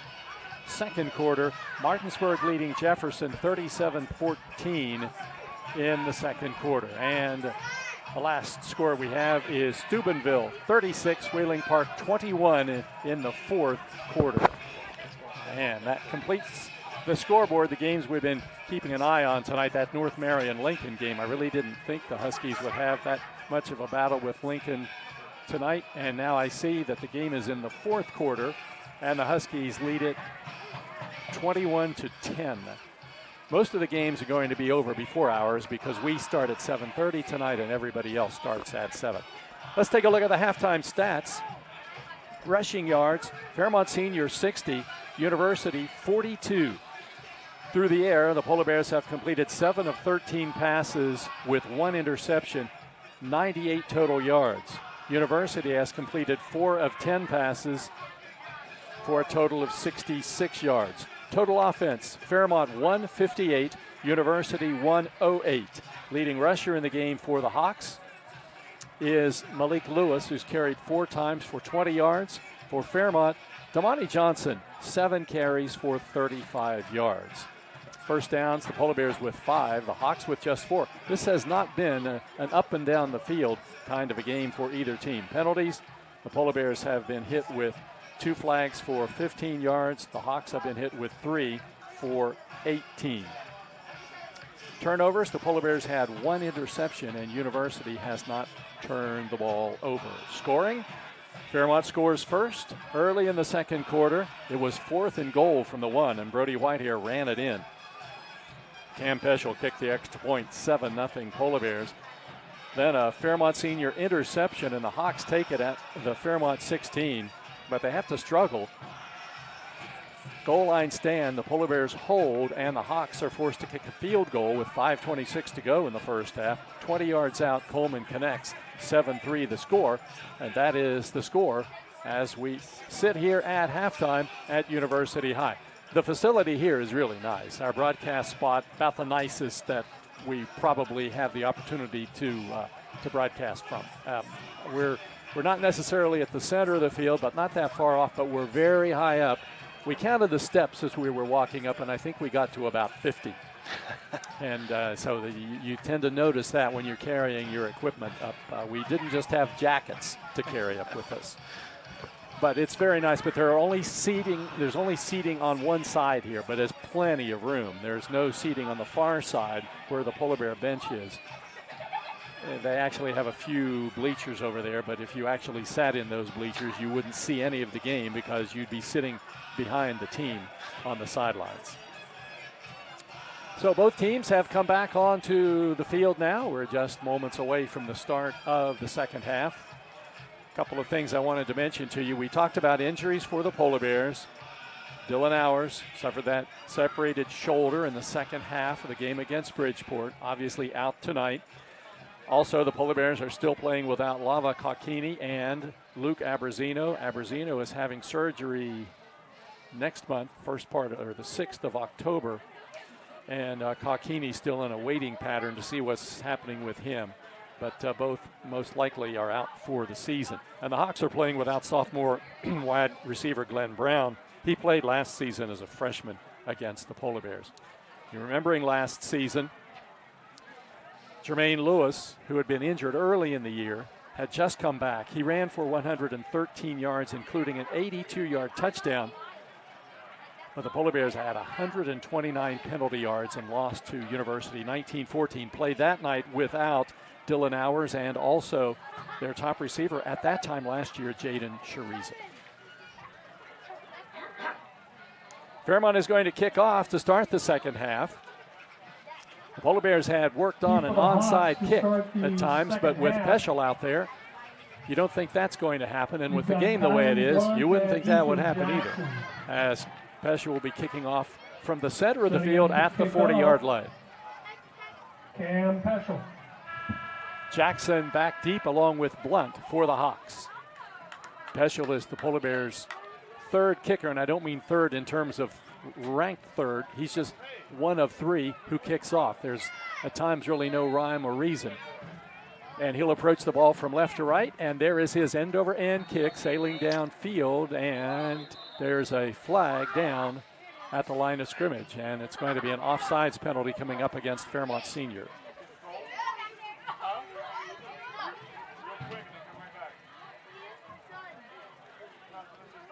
That's one of those that's not an easy penalty to call. You've got all these guys heading to the 40 at the same time, and being the official there, making sure that one of them doesn't cross too soon, and the official saw one do that the last time. And so that takes the ball back to the 35, and Pescia will kick from there. Earlier this season when that happened, he actually kicked it farther from the 35 than he had kicked it from the 40. See if that happens this time as he approaches the ball. There's his kick, and it's going to be caught on his knees at the 23-yard line by Ethan Jackson, and so that works pretty well for Fairmont Senior. The returner catching the ball there for the Hawks. So the ball belongs to University, first down and 10. And the Polar Bears with a 7-3 lead. 23, where they'll have it first and 10. Luke Hudson, the quarterback, 4 for 10, 66 yards in the first half. Leading rusher Malik Lewis, 35 yards. They have the ball at their own 23-yard line. First down and 10. They'll move from right to left now. Scarlet jerseys, gold pants, gold helmets, and there's the little touch pass, and it comes to Ethan Jackson, and Trevor Bigelow has nailed him for a big loss on the play inside the 20-yard line. Yeah, great read by Bigelow. Went inside the B gap and just made a tremendous play.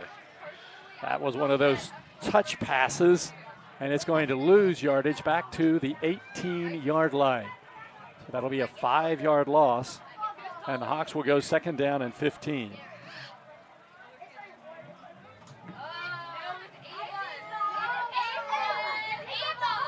Hawks come to the line of scrimmage now. Second and long. The ball at the 18-yard line. And the quarterback, Hudson, back to pass. Sends it to the far side of the field. It's caught at the 20-yard line, and the receiver breaks free, gets up over the 25 to about the 26, where he's pushed out of bounds by Michael. Short gain is going to bring up a third down and long for the Hawks. Yeah, this is the situation we want to keep them in. We got to capitalize here. Let's see what kind of pressure we bring here. Well, I'm sure Coach Bardick has something dialed up.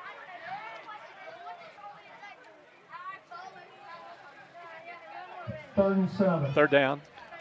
7 yards to go for the Hawks. The ball at the University 26-yard line. Luke Hudson, the quarterback, has Malik Lewis, the running back, behind him on this 3rd down and 7. And he's back to pass, steps up in the pocket, now chased around, launches one downfield, and the pass is dropped at the 50-yard line. And if it's caught, it's a 1st down and more. But the pass is dropped by the freshman, Khalil Lewis, and it brings up a 4th down and 7. Yeah, they got a little loose there. They had a little space there in the secondary. He just dropped it. So the Polar Bears will get the football now as the Hawks will be forced to punt from deep in their own territory. Hunter stands at the 12-yard line. Dinger and Michael back to return for the Polar Bears. Snap is good. Punt is away. Average punt hits at the 40, and Michael picks it up at the 35-yard line. Breaks free. He gets to the 40. He's at the 50. Down the sidelines at the 40, the 30. The punter to beat. Gets inside the 20, the 15, the 10, the 5. He's into the end zone. It's a Polar Bear touchdown. Gavin Michael, 65-yard TD, and the Polar Bears take the lead 13-3. Phenomenal return. That was just what we needed. A big special teams play at a critical time. First and 10 for the Polar Bears. They're going to say he stepped out of bounds now, back at the 15. So it's not a touchdown. He has stepped out of bounds at the 15-yard line. He kept running, went all the way into the end zone, but the official says he stepped out. So the Polar Bears go 1st down and goal from the 15-yard line. Whitehair gets the snap, and he hands it off. Coming this way inside the 20-yard line is Navon Jones, and he's going to be brought down at about the 17. That's going to go as a forward pass. There'll be a loss of 2 yards on the play. Yeah, that's the play that and many of you know was popularized by Tavon Austin. They did a really good job defending at that time. 13 to go. So 2nd down and 13 for the Polar Bears. Football marked down at about the 18-yard line. Empty backfield set now. And Whitehair back to pass. Chase to the sidelines, now throws on the run. Open in the end zone. The pass is caught. It's a Polar Bear touchdown. An 18-yard touchdown pass from Whitehair to Gavin Michael. And the Polar Bears score and now actually do lead 13-3. Whitehair did an excellent job buying time, rolling out, and Michael do pretty much what we call a side adjustment. He broke his route off and got open in the corner of the end zone.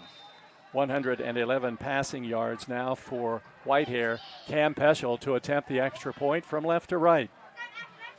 Good snap. The ball is down. The kick is up, and the kick is no good.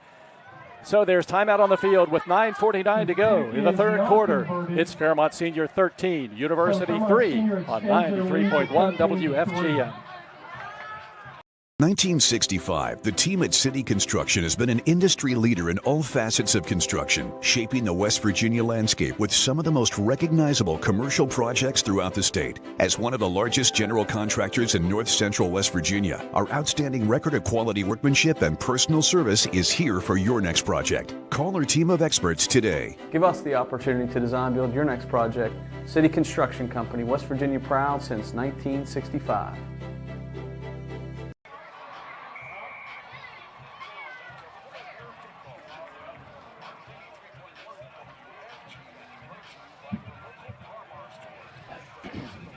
Deep for the Hawks, Kylan Blunt and the Polar Bears score the touchdown and now have Cam Peschel in to kick off. Early in the 3rd quarter, Fairmont has a 13-3 lead. Peschel tees the ball up in the center of the field, and here is his kick, end over end, and caught at the 15-yard line by Jackson. He gets up to the 20, up to the 30-yard line, gets to the sidelines at the 35, and along the sidelines is corralled short of the 45. And it'll be 1st and 10 Hawks in really good field position to start their 2nd drive of the 2nd half. Tackle made by Taryn Boda and Jason Walker.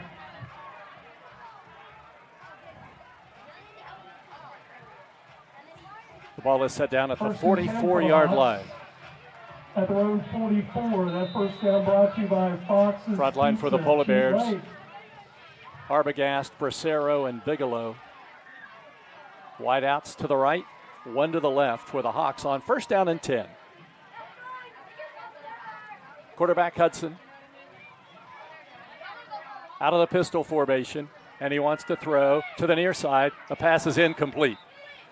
Timing route to Khalil Lewis. The ball was thrown before he made his turn. He turned and the ball wasn't there. It's incomplete, second down and 10. Yeah, it looked like for a brief moment that Hudson wanted to go to Lewis there in the flat, and Boda did a good job of picking him up out of the backfield, and then there was nowhere to go. Second down and 10. 3 receivers to the right now for the Hawks. Hudson now 6 for 14 passing for 69 yards. The ball is on the near hash marks as the Hawks go from right to left. Long count. And Hudson back to pass, chased out of the pocket, running to the middle of the field. Downfield, the pass is broken up, incomplete by Brody Whitehair. Whitehair from his safety position came in and knocked that pass away. It was intended for Ethan Jackson over the center of the field, but it was incomplete, and it's going to bring up a third down and 10. Great job by Coach Barta creating a little confusion that time. It looked like Gavin Michael was going to come from the field on a blitz and backed out of it, and I think Hudson was a little confused, and we also had double coverage that helped too. Polar Bears Max Bracero getting some pressure on the quarterback tonight. He might not be actually getting a sack, but he's affecting the play, forcing the quarterback to change directions. Third down 10 from the 44. And Hudson wants to pass again. Steps up in the pocket. He has some room to run. Grabbed from behind by Michael and brought down near midfield. Short of the first down by about 5 yards. Yeah, that's the same look that we just got on the previous play with Michael, except this time he came from the field and did a great job getting pressure on Hudson on that play. It'll be a 7-yard gain, but not enough for the first down. It's 4th down and 3. They have the punter in the game. 4th down, 3.5 to go. John Kelly's old school. A lot of coaches these days would go for it there. Punt is away. Stephen Gregg's punt hits at the 15, and Michael lets it roll towards the goal line, and now picks it up at the goal line, and he's going to be close to a safety. I don't know what Gavin was doing there at the goal line, picking the ball up, and it's... Oh, it was Dinger. I'm sorry. Cannon Dinger picked the ball up at the almost the 1-inch line. It was rolling to the goal line, and then he picked it up, and he was stopped just at the goal line. It'll be 1st and 10 for Fairmont Senior inside their own 1-yard line. So it's going to be 1st down and 10 for the Polar Bears now. And Dylan Hours has come into the game for Fairmont Senior for the first time. So Hours is lining up as a wideout to the right side. That'll create a little attention. And Gavin Michael, wideout to the left. Whitehair back to pass, sends it to the far side, and the pass is caught beautifully by Jones. He's at the 10, the 15, the 20, and up to the 30-yard line, fumbles the ball, and Cannon Dinger falls on it for the Polar Bears. But is there a penalty on the play? There is a flag thrown in the end zone. Flag on the play. And I believe it's not going to be a holding penalty. I think they're calling a false start. And that is. Half the distance for still first down. Half the distance to the goal line in this situation is nothing. And it's going to be 2nd down or 1st down and 10. They'll just essentially run the play again because the ball is as close to the goal line as you can get. Yeah. So Dylan Hours has checked into the game for Fairmont. He's playing with his shoulder braced and was in regular clothes in the first half. He's in the game now. 1st down 10, Polar Bears leading University 13-3, but with the ball deep in its own territory. Whitehair to pass. Looks over the middle. The pass is incomplete. Intended for Cannon Dinger at the 15-yard line. Couldn't come up with the ball, and it brings up a 2nd down and 10. Tell you, they might come to that route concept again. Had ours wide open on that. Wondering how Dillon can catch a pass with this shoulder problem that he has. But if anybody could, he'd be the one. It's his right shoulder that's his problem. 2nd and 10, Fairmont from the 1 foot line. 3 receivers to the left, 2 to the right, empty backfield for Whitehair, and he knows he's going to get pressure, and he knows he has to get rid of it fast, but he also knows he doesn't want to throw an interception. Back to pass over the middle. The pass is intercepted and taken into the end zone for the touchdown. Kylan Blunt catches it at the 15-yard line and runs it in, and University trails 13-9. Blunt kind of baited Brody into that throw. He laid back and gave the appearance that there was a cushion, and then he broke on the ball and played it beautifully. Like Kylan, they've got you covered. So the Polar Bears, it all was set up by the punt return that turned into a ball at the 1 foot line, but Fairmont looked as though it was going to recover from it, but the interception now gives the Hawks a touchdown and a chance for the extra point, and it's a bad snap, so Hudson just throws it in towards the goal line, and it's incomplete, and the conversion fails. Timeout on the field with 8:17 to go. 3rd quarter, the score, Fairmont 13, University 9 on Fun 93.1. Here at the Cracker Barrel, home-style food and great value go hand in hand, with favorites like slow-simmered chicken and dumplings starting at $7.99, or perfectly golden fluffy buttermilk pancakes with your own bottle of warm syrup. Come fill up on favorites without emptying your wallet. Cracker Barrel. Take care now.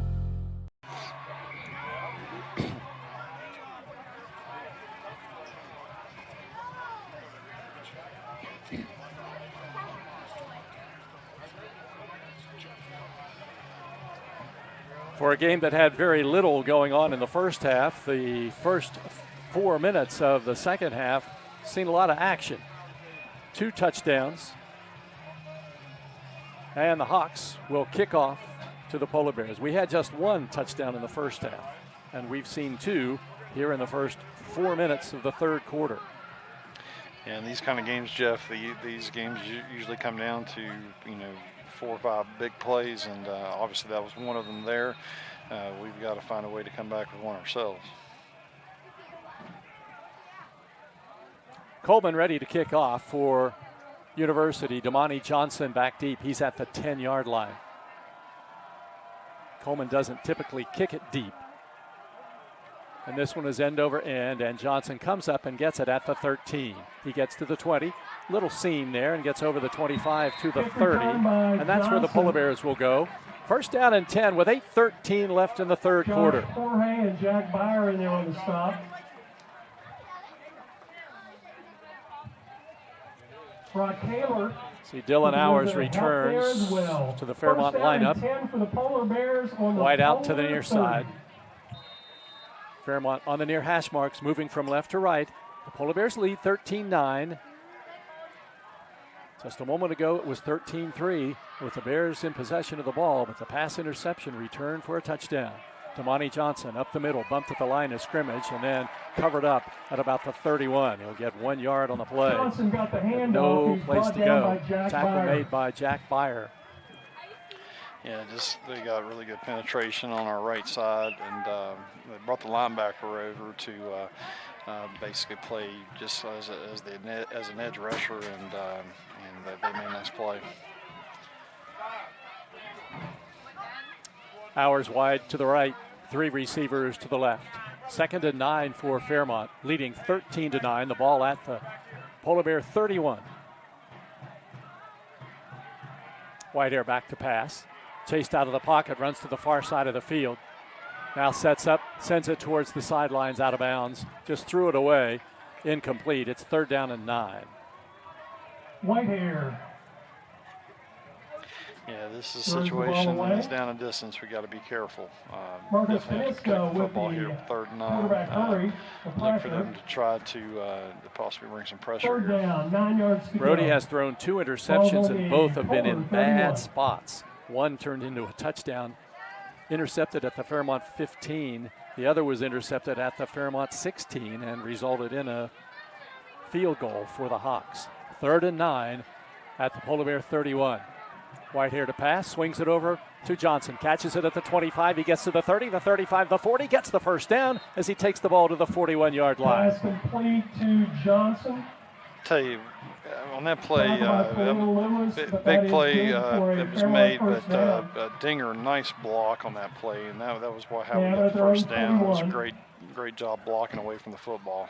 It's a 10-yard pass play, and Fairmont gets its second first down of the second half, and it's 1st and 10 at the Polar Bear 41. Arbogast the center. Whitehair turn to the sidelines. Play clock down to 10. He's got lots of time. Game clock at 6:50. We're in the 3rd quarter. Whitehair gets the snap.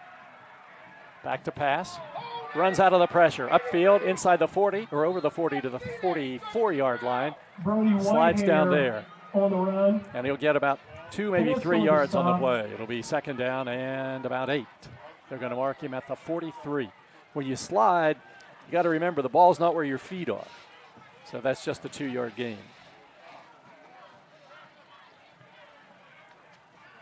2nd down and 8. Canfield and Hours are wideouts to the near side.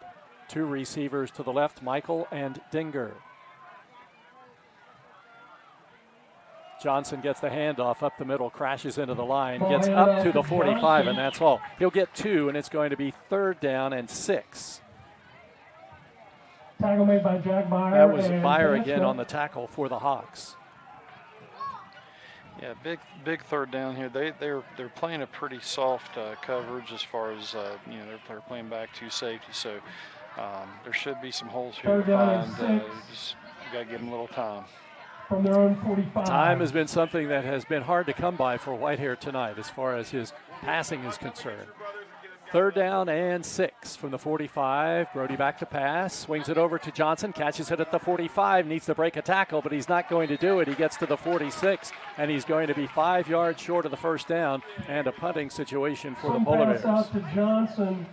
Khalil Lewis with the stop. Yeah, I agree with the call here by Coach Bartek. Fourth Definitely down, want to 5 play field yards to position in go. this situation. Got a 4-point lead and got a chance to pin them back. We just got to cover. You got to think that the Hawks Right before this play, are I'd due like to make a thank my mistake. spotter, George Byer. They've been plagued with turnovers in He's lots doing of a games this season. spectacular They had job. 5 in the loss to Brook earlier this year. Michael to punt. Punts it away. Floater that is going to hit at the 35. And there's Jackson, comes up and catches it. Catches the Polar Bears off guard, and he takes it up over the 40 to the 42. Fairmont thought he was just going to let it bounce, so they were a little lackadaisical. He picked it up on the run and took it up over the 40 to the 42.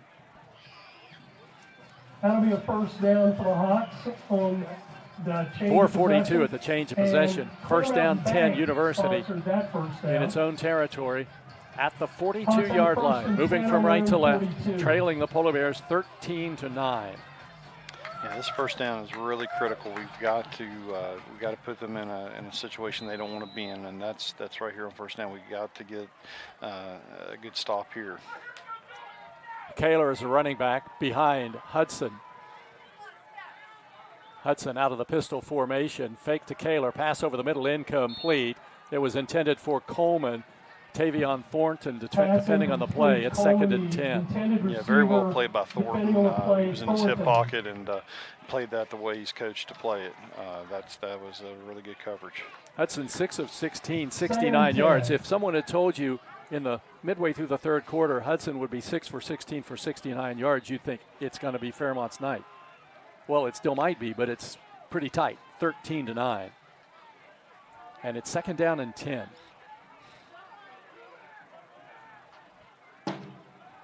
This time he has Malik Lewis behind him. He's the 300-pound running back.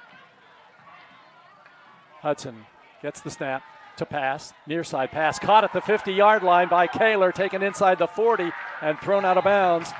Big first down for the Hawks on a big pass play. They're going to mark him out of bounds inside the 30 at the 27. Number 30. Yeah, Hudson made a good read on that play to Kaler and got him out in the flat and made a nice play. That's a 31-yard pass play. Polar 28. And that gives quarterback Hudson 100 yards passing tonight. That's their biggest play of the night.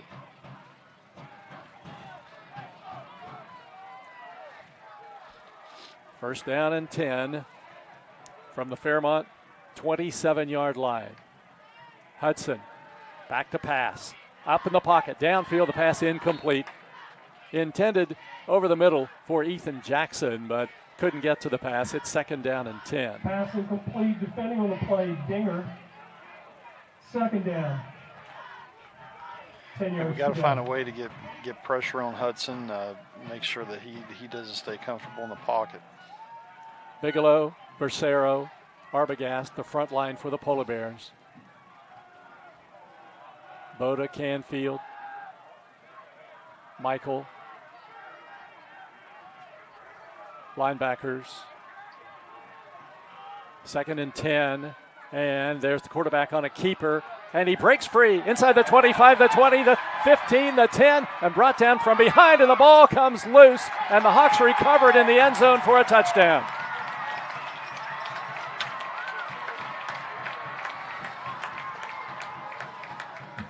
John Coleman recovers the ball in the end zone for the touchdown after the run by Hudson took the ball down inside the 5, and the Hawks have scored and now lead it 15-13. Yeah, they got lucky on that play. Their luck turned their way that play. That touchdown brought to us by Clear Mountain Bank, the clear choice, Clear Mountain Bank. Extra point attempt by Coleman now with the Hawks up by 2. First time they've led in this game. He's a left-footed kicker. Ball down, the kick up, and the kick is good. Timeout on the field with 4:16 to go in the third quarter from University High School. The score, the University Hawks 16, the Fairmont Polar Bears 13 on Fun 93.1.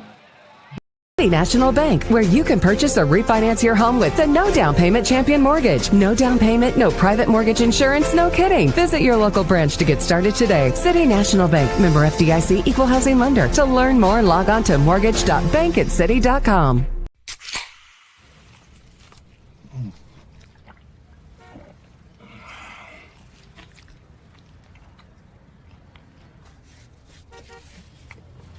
Sandwiches, better with Pepsi. Hawks 16, Polar Bears 13 for the 5 people who haven't looked at the scoreboard yet.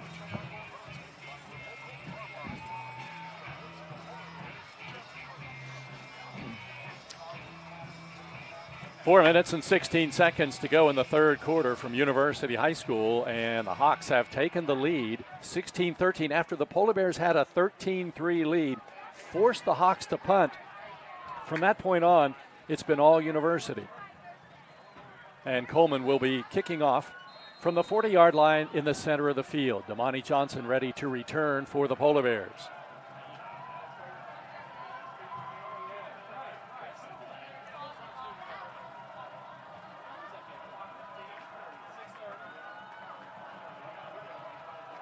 Left-footed kick downfield and taken at the 6-yard line. Polar Bears have the football out over the 10, up to the 15, the 20, the 25, the 30, the 35, the 40, up towards midfield and run to the sidelines on that beautiful kickoff return by Logan Canfield. And the Polar Bears have great field position to start their drive here, the 44 in Hawk territory.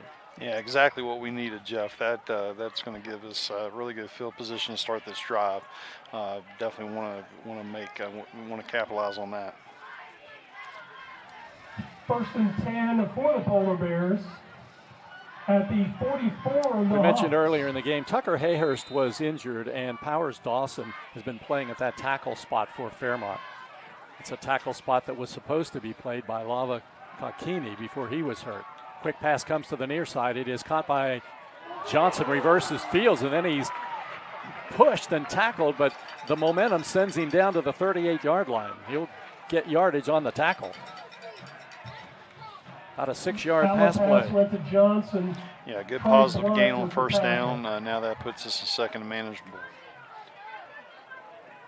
Second down and 4 yards to go for the Polar Bears at the University 38-yard line. 3 receivers to the left. And Whitehair to pass. Steps up in the pocket now, runs to the sidelines. He's in trouble, but he gets back to the line of scrimmage before he is tackled by the linebacker, Jack Byer. Brody Whitehair on the scramble, brought down by Jack Byer. Yeah, I think they can keep all options on the table right now. I think they're in 4-down territory, definitely. So anything, you might look for them to take a shot here, possibly, but they're in definitely manageable situation now. Third down, 4 yards to go. Jack is making him. Dylan Howers in the game for the Polar Bears, a wide out on the near side, along with Dinger, 2 receivers to the left. And Cannon Dinger goes in motion from right to left. Whitehair on a quarterback keeper to the left side. He gets it to the 40, needs a block along the sidelines and doesn't get it, and goes down at about the 36, 37. He's going to be short of the first down. Yeah, just a little read option, and Brody pulled it, and they got him going east and west, and they just strung it out. Looks to be 2 yards to go. Ball's out the 2-yard gain for Whitehair, and 4th and 2 for the Polar Bears at the 36. They will go for it here. Whitehair has an empty backfield now on this 4th and 2. They'd love to draw them off sides. That doesn't work. Arbogast is the center. Richmond, Angeline are the guards. Tackles are Bigelow and Dawson. And Whitehair on a keeper up the middle, and there's time at the line of scrimmage. Timeout called by Fairmont Senior. Polar Bears call time with 1:55 to go in the third quarter. The score, University 16, Fairmont 13 on 93.1 WFGM. 1965, the team at City Construction has been an industry leader in all facets of construction, shaping the West Virginia landscape with some of the most recognizable commercial projects throughout the state. As one of the largest general contractors in north central West Virginia, our outstanding record of quality workmanship and personal service is here for your next project. Call our team of experts today. Give us the opportunity to design build your next project. City Construction Company, West Virginia proud since 1965.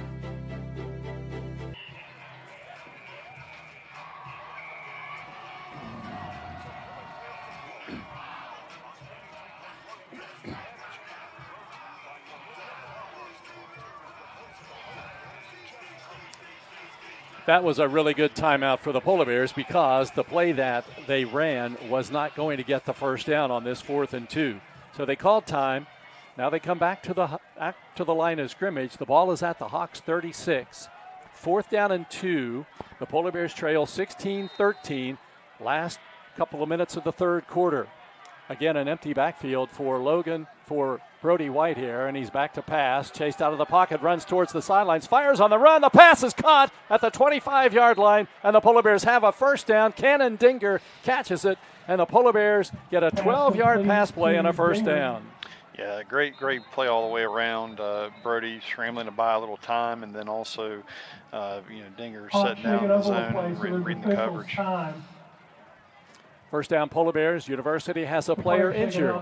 Injury timeout, 1:47 to go, third quarter. 1st and 10, Polar Bears at the Hawks 23-yard line when play resumes. It's University 16, Fairmont 13 on Fun 93.1. Here at the Cracker Barrel, home-style food and great value go hand in hand, with favorites like slow-simmered chicken and dumplings starting at $7.99. Or perfectly golden fluffy buttermilk pancakes with your own bottle of warm syrup. Come fill up on favorites without emptying your wallet. Cracker Barrel. Take care now.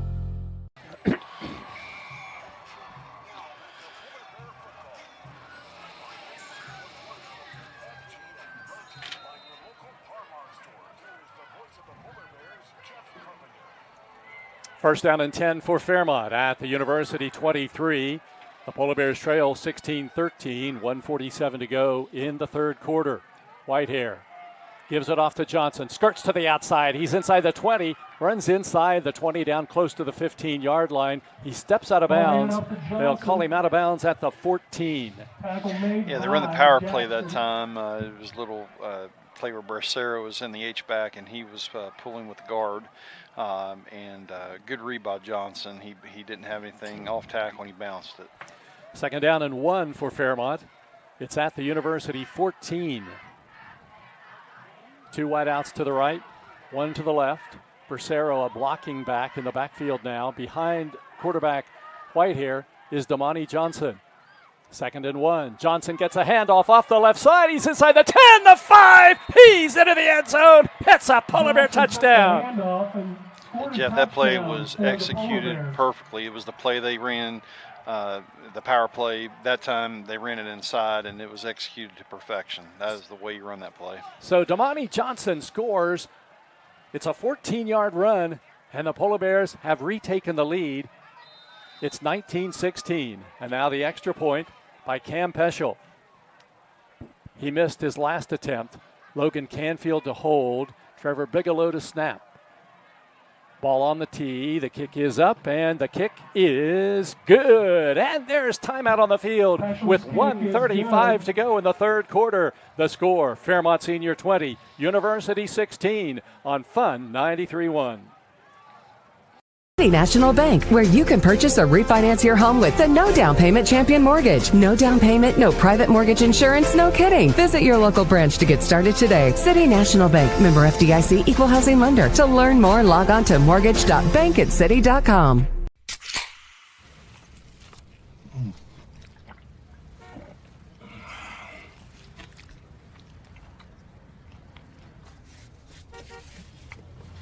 Sandwiches, better with Pepsi.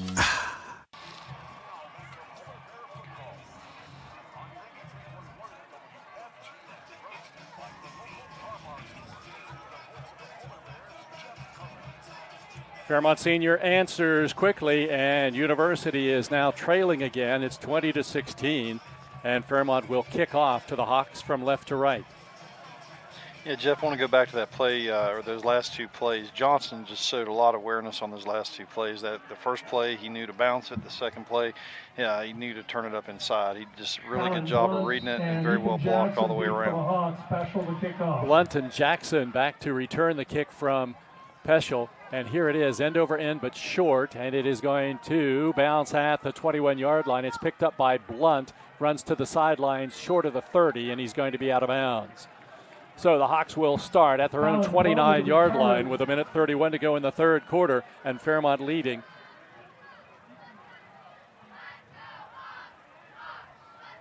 Looked to be Logan Canfield who made the stop. First and 10 for the Hawks at their own 29.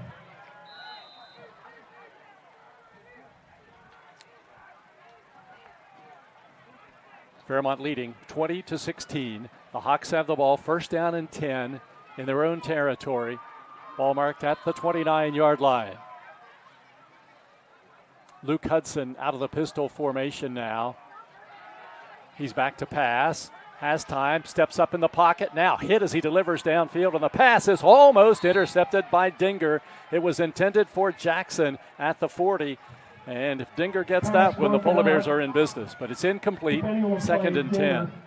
Yeah, Jeff, I really like how Coach Bardick's mixing it up tonight between 3-man and 4-man fronts. Usually he does a lot of heavy 3-man fronts, what he shows, but I think they've been giving them some different looks, especially the second half.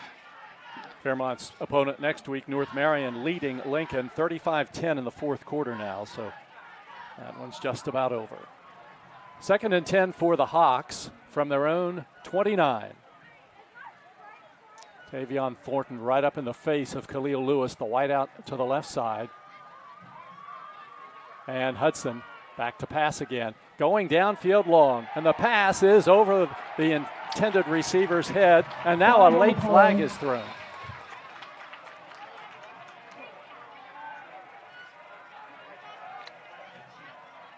They call pass interference on Tavion Thornton of the Polar Bears. That was a late flag called from the university sidelines. The official on the sidelines, I mean. Yeah, it looked like he was running stride for stride with him. It looked like it was really good coverage from what I could see. Maybe it was before, when it started off early in the route, but it looked like it was really good coverage. So that gives the Hawks a first down, and it moves the chains, and the ball comes up to the 44. 15-yard penalty against the Polar Bears. Penalties haven't been that much of a factor tonight, but that one's a big one. So first down, 10 yards to go. The Hawks have the ball on the far hash marks, moving from right to left. Polar Bears dig in along the front line on this 1st and 10 play. And the handoff goes to Malik Lewis, and he is hit by Canfield and dropped at the 46-yard line. He'll get 2 yards on the play. I tell you, Jeff, Canfield is fearless. He made a play on the goal line kind of similar to that one that just happened. I mean, he got pretty low on the back. That's a big back he had to tackle. Canfield 5'11", 178. Malik Lewis 6 feet 294. Played a lot of football, Jeff. I haven't seen a lot of running backs that weigh 290. I can tell you that's a big running back. It's going to be 2nd down and 8 for the Hawks. Time running out in the third quarter. Polar Bears up 20-16. The ball at the University 46. And Hudson back to pass. His pass downfield incomplete. His receiver, Ethan Jackson, had slipped and gone down. He tried to catch it while he was on his back at the 46-yard line. And it's going to bring up a 3rd down and 8. Depending on the play, Dinger. 3rd down and 8. 30 seconds left in the third quarter. This is when the game gets extended with these incomplete passes. Yeah, I really like the coverage tonight. We're really, if they're going to catch it, we're going to be really close by, and they're not going to have a lot of yards out of the catch usually. That after the catch. So now it's 3rd down and 8 yards to go from the University 46-yard line, and Hudson. Back to pass. He's getting pressure, runs to the far side of the field, sends it downfield, and the pass is incomplete. Gavin Michael and Cannon Dinger breaking that one up, and it brings up a 4th down punting situation. Really good defensive series that time. It's just what we needed. Now we need to capitalize, and then let's try to make this a 2-score game. This punt return, that was where the Polar Bears started to get into trouble when the Hawks punted that early in the second half, and the ball rolled to the goal line, and the Polar Bears picked it up at the 1-foot line. The punter, Stephen Gregg, sends this one spiraling downfield, and Dinger catches it at the 12. He comes upfield, gets to the 15, now goes back to the left, heads to the sidelines. He gets to the 20, the 25, the 30, then stops, and he's brought down over the 30-yard line, and the Polar Bears will have the football with 8 seconds to go in the third quarter. 1st and 10 at their own 32-yard line.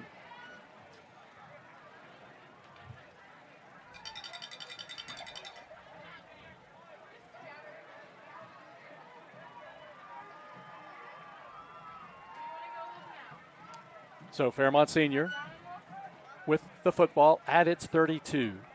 Dylan Hours has played in the game on offense as a receiver tonight, but didn't come out until the third quarter.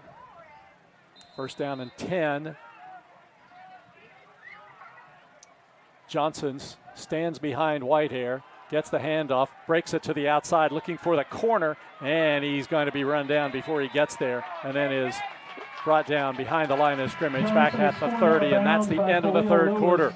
After 3 quarters from University High School, the score, the Fairmont Polar Bears 20, University 16. Fourth quarter coming up next on Fun 93.1. General Stores has been serving West Virginia communities for almost 5 decades. We are so grateful to be a small part of your lives, and we want to recognize the integral part of our operation, the LG family. You keep us going. Thank you. An injury at any age can be a game changer, but with walk-in clinics Monday through Saturday, the Marshall Sports Medicine Institute is ready to get you off the bench and back in the game. Marshall Sports Medicine Institute takes care of the herd.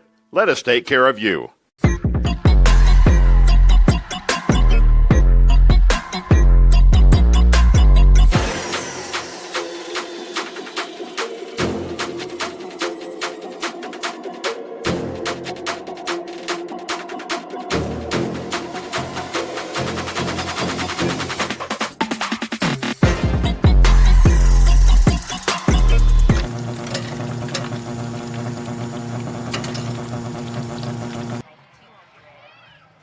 football coach Comport standing up here in front of the press box, ready and willing to compare your ticket number to his ticket number. It's the fourth quarter. The Polar Bears have the ball. 2nd down and 12 at their own 30-yard line. Fairmont leads at 20-16. Handoff goes to Johnson off the right side. He's up to the 30, the 35, and then up to about the 37-yard line. Hit and brought down there, but a nice gain for Damani Johnson, about 7 yards on the play. Yeah, very well blocked on that right side. Gets a great block from Bigelow and sprung him, and that's exactly what we need on first down. This our positive play. Excuse me. 3rd down and 5 for the Polar Bears. The ball at the 37 in Fairmont territory. Just underway in the fourth quarter. Whitehair can't get the Hawks to jump off sides and give the Polar Bears a first down, so now they got the play from the sidelines, and the play clock is down to 5. Whitehair looks to pass. Swing pass caught by Dinger at the 35. Cuts inside at the 40 and then is hit hard and goes down short of the first down by about 2 yards. Stop made by Kelton Blunt and Brock Taylor. Ball's now at the 40-yard line for the Polar Bears. It's a 3-yard pass play. And 2. 4th down for the Polar Bears. 2 yards to go from their own 40, and Gavin Micah will be in to do the punting. Deep for the Hawks, Ethan Jackson. Jackson back to return the punt for University. Fairmont hustling in Jordan Wagner, and the punt by Michael is away, and Jackson comes up, fumbles the ball, gets back on it, and heads towards the sidelines, and he is hit and grabbed by the jersey and thrown down at about the 32-yard line. The Hawks have not had a ball bounce our way yet. They drop a ball, it comes back up to them. They drop a fumble, and they recover it in the end zone. Yeah, you got to figure we got to have a break coming our way sometime in this fourth quarter. That's what I'm counting. I'm counting on it. it. It's 1st and 10 University at the 33. I'd really like to see an interception return for a touchdown right here and get a little more breathing room. It's Fairmont 20, University 16 with 10:16 to go in the fourth quarter. Luke Hudson has not thrown an interception tonight. On the season, he was averaging a couple a game. And he's back to pass now. To the near side, the pass is incomplete. A diving attempt at the 35-yard line by Khalil Lewis. He couldn't come up with it. It's 2nd and 10. Yeah, again, really like our coverage. I mean, we've been in really good position tonight. If they are going to catch it, that there's really not any room to run. And that's something I really like to see. We're really playing tight coverage. Hudson is now 7 for 22 for 100 yards tonight. No interceptions. Clock stopped with 10:12 to go in the fourth quarter. Fairmont led at the end of the first half, 7-3. 2nd down play. There's the touch pass to Ethan Jackson. Cuts the corner on the left side, and he's got some room and a first down as he takes it over the 40 up to about the 43-yard line. Yeah, credit to the left side of their offensive line. They get a really good push on that play, and pretty well executed play. They're going to mark it a yard short of the first down, so that makes it 3rd down and 1. 3rd down, 1 yard to go. That's a 9-yard pass. 42.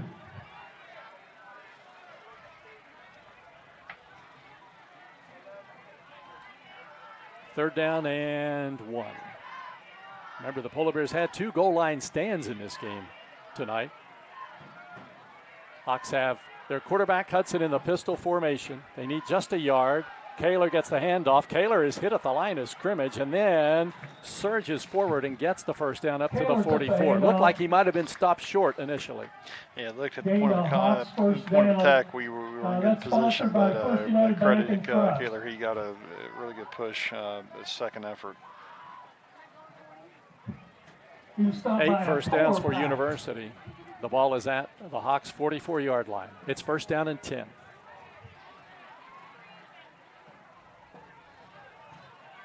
Brody Whitehair in at the safety spot for the Polar Bears. 1st down, 10 yards to go. Luke Hudson has one receiver to the left side. And play action pass, rolling to the left. Bracero after him. He fires downfield, and the pass is caught inside the 50-yard line at the 44, and out of bounds goes Kaler, and it is enough for a first down. Tell you, they got away with one right there. Kaler was leaning a little forward. It should have been a motion penalty, but I think they got luck again. So 111 passing yards now for the quarterback, Hudson. And it's first down at the Polar Bear 44-yard line with 9:25 on the clock, stopped on that out-of-bounds play.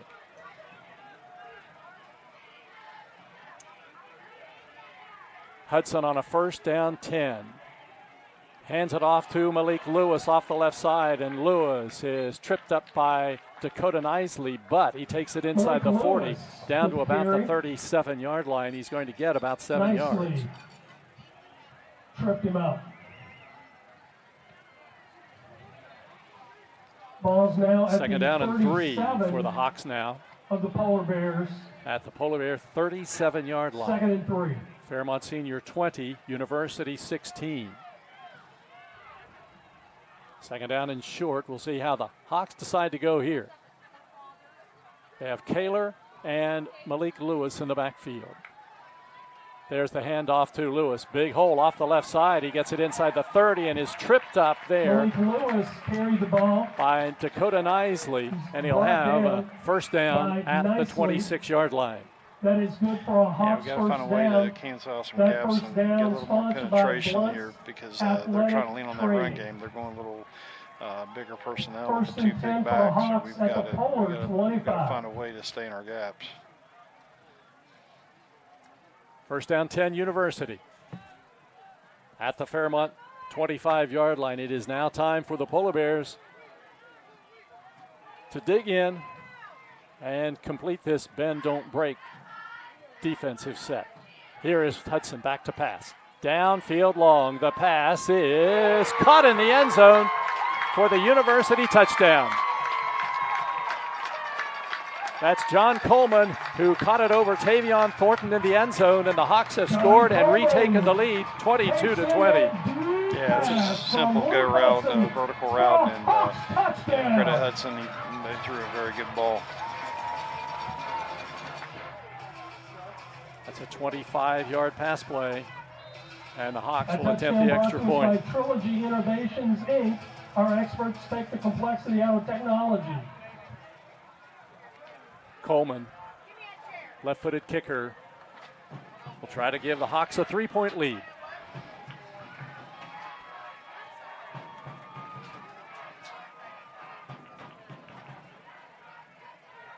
Good snap.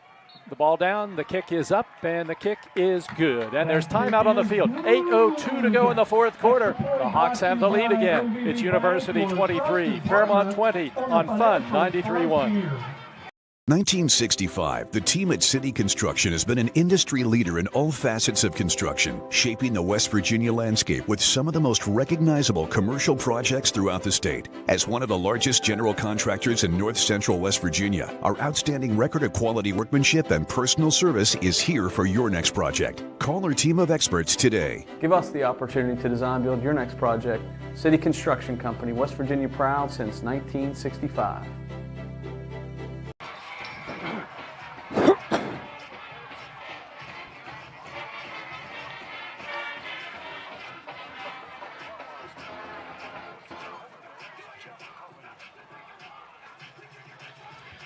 Lots of action here in the second half as these two teams are trading touchdowns now after trading punts in the first half.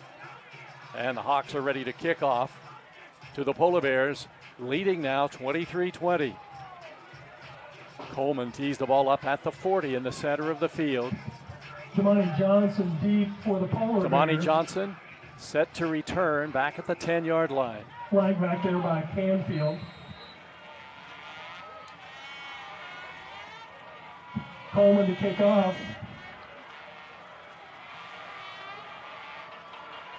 Left-footed kicker approaches the ball. Little short end-over-end kick, and it is caught at the 35-yard line. The Polar Bears, Taryn Boda has it and goes down at about the 37. So it'll be Fairmont football at its own 37-yard line, 7:59 to go in the fourth quarter, and University leading 23-20. It'll be 1st and 10 for the Polar Bears on the 37. Gavin Michael is a wide out to the near side along with Dinger and Canfield. Dylan Hours a wide out to the right. 1st and 10 for Fairmont. Whitehair has Johnson behind him. Now he's back to pass. Forced out of the pocket. Now dumps it downfield, throws it out of bounds in the area of Canfield. And it's incomplete. Whitehair. 2nd down and 10. Polar Bears can't find a receiver open. Yeah, again, it comes down to, the dropping the 7. They're trying to get the pressure, which they are with the 4. And having 7 drop, it again, decreases the windows you have to throw the football. 2nd down and 10 for Fairmont Senior at its own 37-yard line. Now the Polar Bears go with the empty backfield. 5 receivers out. And Whitehair back to pass. Looks, runs to the sideline, fires downfield, and the pass is incomplete. It was intended for Dylan Hours along the sidelines, and it's going to bring up a 3rd down play for the Polar Bears. 3rd down and 10. Incomplete on the play. Defending was Jack Byer and Jackson. Whitehair had completed 5 consecutive Pass passes. was incomplete. But now he's misfired on his last 2, and this is a big one. 3rd down and 10 early in the 3rd quarter, and Whitehair back to pass. Looks, lots of time, swings it out. It is caught by Johnson at the 35. He gets to the 40 and then gets up to the 44-yard line. He's going to be short of the 1st down by about 3 yards. Johnson. Now what do you do? Pass. Tackle, taken out of bounds. This is decision time, and it looks... It's 4th down and 3. It's a 7-yard gain on that pass play. Looks like we're going down, to go for 3 yards to go for the Polar Bears. And Fairmont's going for it. 4th down and short. The ball at the 44. Need to get it to the 47 for a 1st down. It's on the near hash marks, and now a timeout called by the Polar Bears. With 7:35 to go in the 4th quarter from Morgantown. The score, University 23, Fairmont 20 on Fun 93.1. Here at the Cracker Barrel, home-style food and great value go hand in hand, with favorites like slow-simmered chicken and dumplings starting at $7.99, or perfectly golden fluffy buttermilk pancakes with your own bottle of warm syrup. Come fill up on favorites without emptying your wallet. Cracker Barrel. Take care now.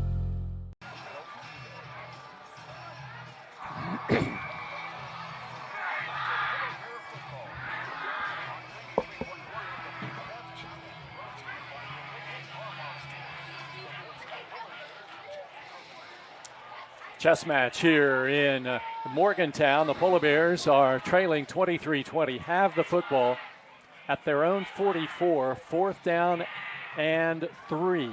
They need to get it to the 47. The ball set down at the 44. And the Polar Bears lining up to go for it. 3 receivers to the right side. Now Dylan Hours coming in, signaling to Max Bracero. Bracero was an extra player in the game. Bracero goes out, 4th down play. Whitehair back to pass, lofting it downfield for Gavin Michael, and Michael catches it, takes it away from the defender at the 28-yard line. 1st down, Polar Bears. What an effort. What an effort by Gavin Michael to come up with that play. That ball was up in the air, and he went over 2 defenders to get it. It didn't look like Gavin had even a chance for it because he was behind the defender who had the better inside position for it, but he just took it away from him. And the Bears have it 1st and 10 at the Hawks' 29-yard line. Here's Whitehair giving it to Johnson, and Johnson slips through the line and gets down about to the 27. A yard or 2, but not much more. And it's going to bring up a 2nd and long for the Polar Bears, giving him a gain of 1, make it 2nd and 9.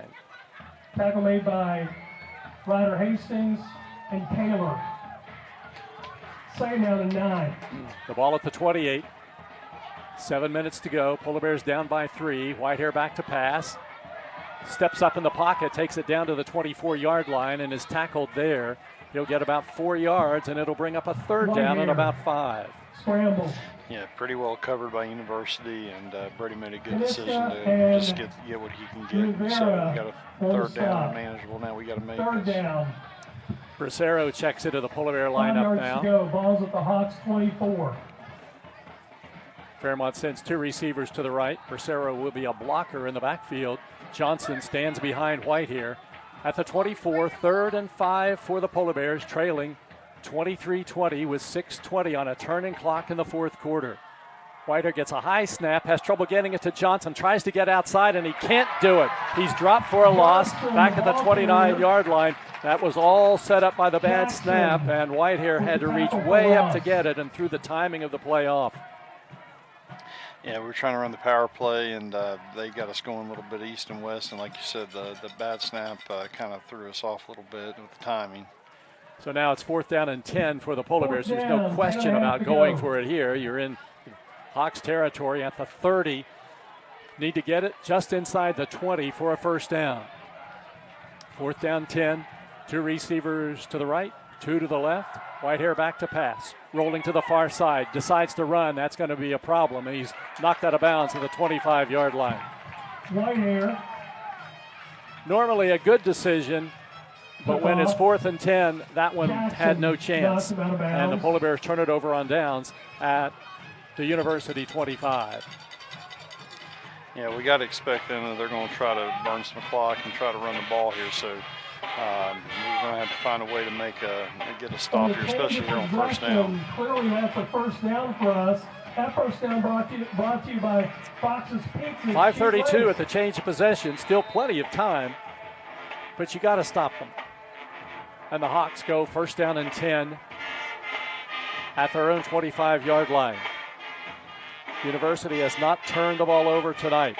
Hudson gives it to Malik Lewis off the left side. Upended beautifully by Dylan Hours, who's come into the game to play defensively. A gain of 2, 2nd and 8.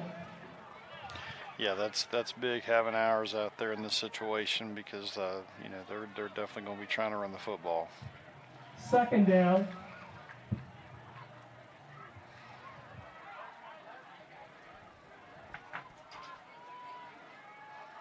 If you're looking ahead, the Polar Bears have just 1 timeout left. And it's 2nd down 7 Hawks. They're letting the play clock run down as they come to the line of scrimmage. It's the 27 in Hawks territory.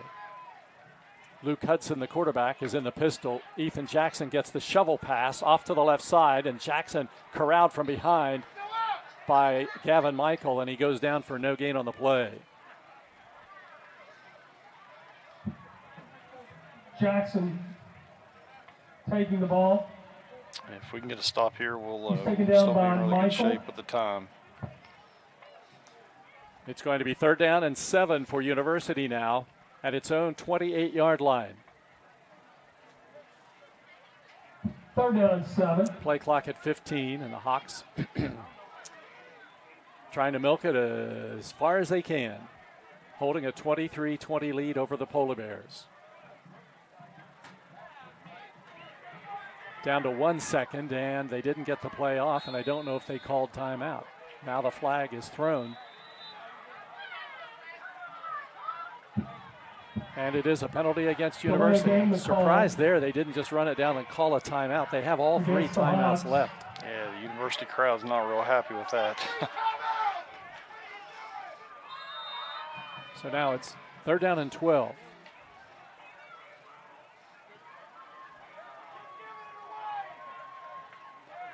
.357 on the clock. Stopped on the penalty. Hawks with a little mix-up the line of scrimmage. Now they spread out the formation. 3rd down and 12 at their own 23-yard line. Hudson, the quarterback, wants to throw. Over the middle, the pass is broken up, incomplete. At the 35-yard line, it was intended for Coleman, and a punting situation for the Hawks from their own 23-yard line. Tell you, Jeff, quarter second sooner, and Dinger might be in the end zone. So now University ready to punt. Jimmy Gregg setting up the punt. And Dylan Hours back to return for the Polar Bears. Hours has returned to punt for a touchdown this season. The line of scrimmage is the 23. Good snap. Punts away. Floating punt, angles to the far side and will go out of bounds. They didn't want anything to do with Dylan Hours returning that punt. But the Polar Bears are going to get excellent field position as the official is walking inside University territory, and he stops at the 47. And that's where Fairmont will have the ball with 3:47 to go in the game. It'll be 1st and 10. So there is time. And the Polar Bears have the capability of getting it there. It's just, will it happen or not? From University's 47. First down 10 Polar Bears. Trailing University 23-20. Time for a big catch. 3 receivers wide to the left. Whitehair back to pass. Swing pass comes to the near side. Caught by Damani Johnson. Spins away. Gets down inside the 45 to the 41-yard line. He'll get about 6 yards on the play. Yeah, there's space. There's plays to be made. They're playing soft coverage. They don't want to get beat deep. So there's some underneath stuff, and a good decision by Brody on that play to hit Johnson there in the flat. Second down looks to be 4 yards. Second down to go. coming up. And about 4, 6-yard gain. 185 passing yards for Whitehair now. Ball at the 41. 3:14 to go in the game. Dinger goes in motion. And here's the option to Dinger, and it's a bad pitch, and it heads towards the sideline and goes out of bounds. And the Polar Bears are in trouble now because that's making it 3rd down and long. Went out before either team could possess. At the 49-yard line, the ball is out of bounds. And the Polar Bears are going to be looking at 3rd down and long. Fairmont, I don't know that the Polar Bears have run a good option play this season. It's not their strength. 3rd down and 12. Yeah, a lot of it is so much on the pitch relationship with the quarterback and the back. Now it's an empty backfield, and it's 3rd down and 12. Of course, 4-down territory here with 3:02 to go. Whitehair back to pass, runs up in the pocket, and is trapped and brought down at the 49-yard line. No gain on the play, and this is the game coming up now for the Polar Bears. It'll be 4th down and 12.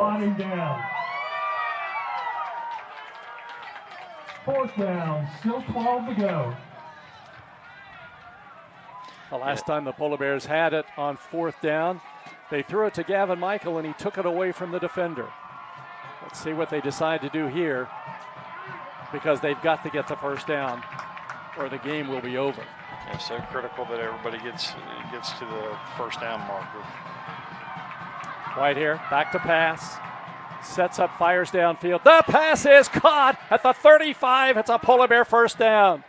That is Dylan Hours who makes the catch, and the ball is in University territory now at the 34. It's a 15-yard pass play. Huge play, huge play. That very well needed. Still have plenty of time, 2 minutes left.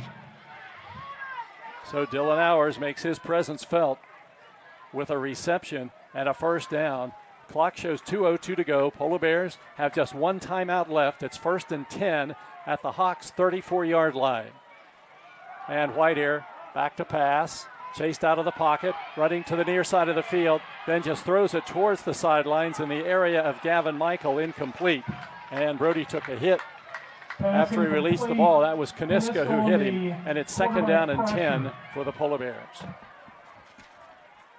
That's the 30th pass thrown by Brody tonight. He's thrown for 201 yards. 2nd and 10 from the Hawks 34. University 23, Fairmont 20, 1:47 to go in the game. 2 receivers to the left, 2 to the right. And here is Whitehair looking downfield, passing to the sidelines, caught by Dylan Hours, and he goes out of bounds at the 25-yard line.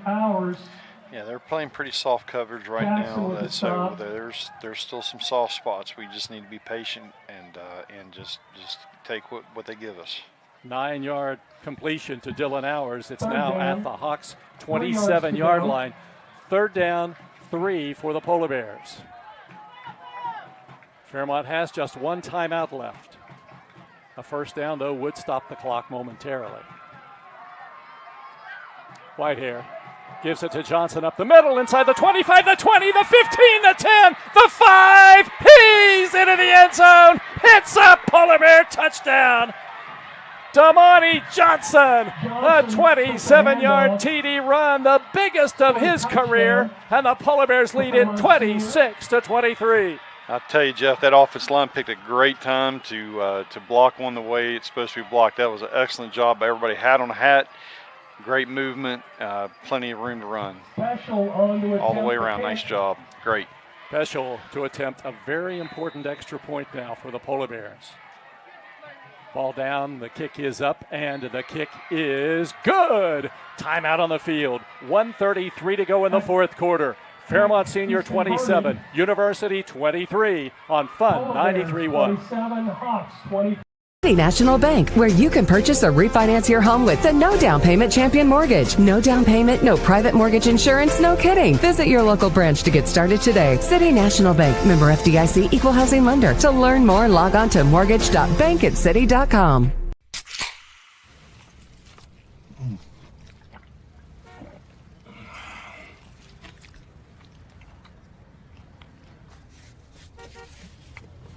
Sandwiches, better with Pepsi.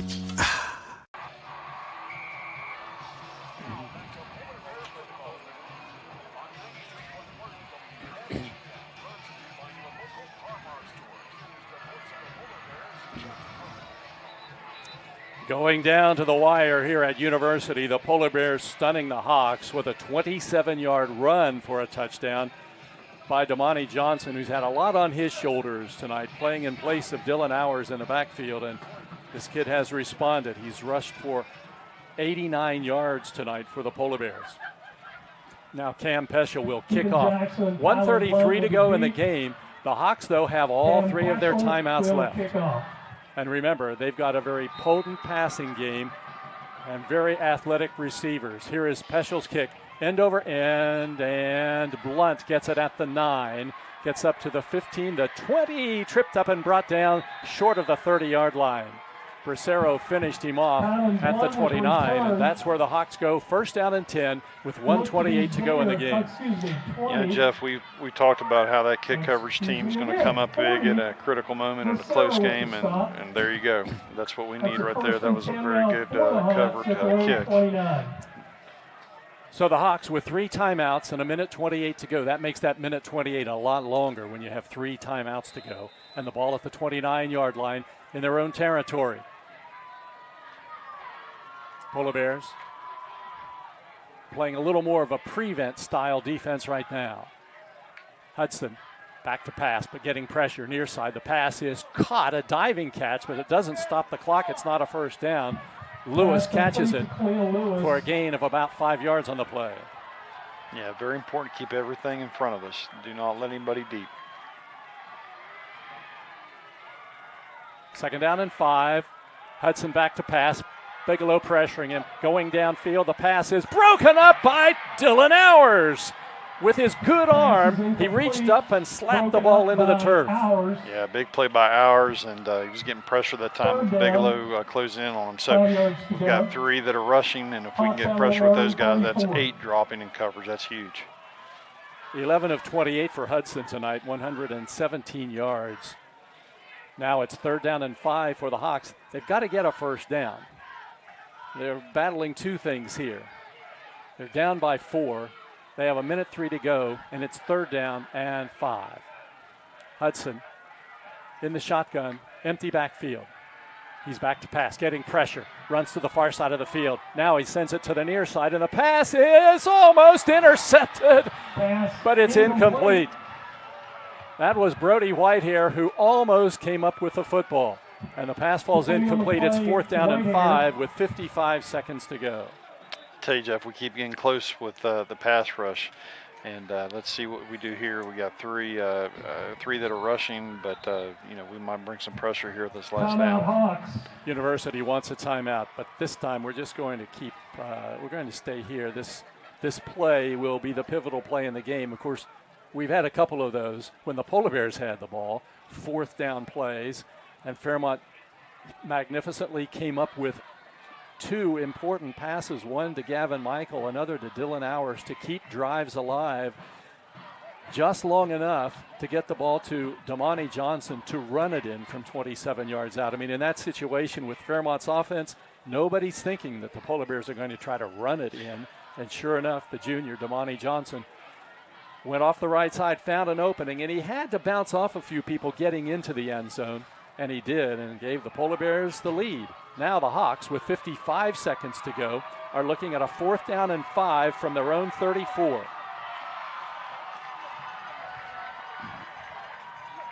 Their quarterback has an empty backfield now.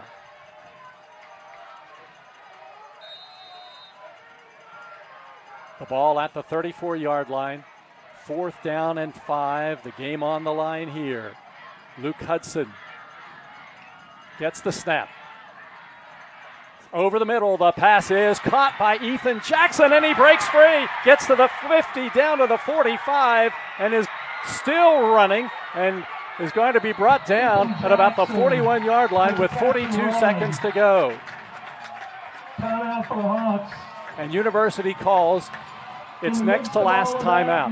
Timeout University, 42 seconds left. It's Fairmont 27, Hawks 23 on Fun 93.1. Made the stop. That's good for Hawks.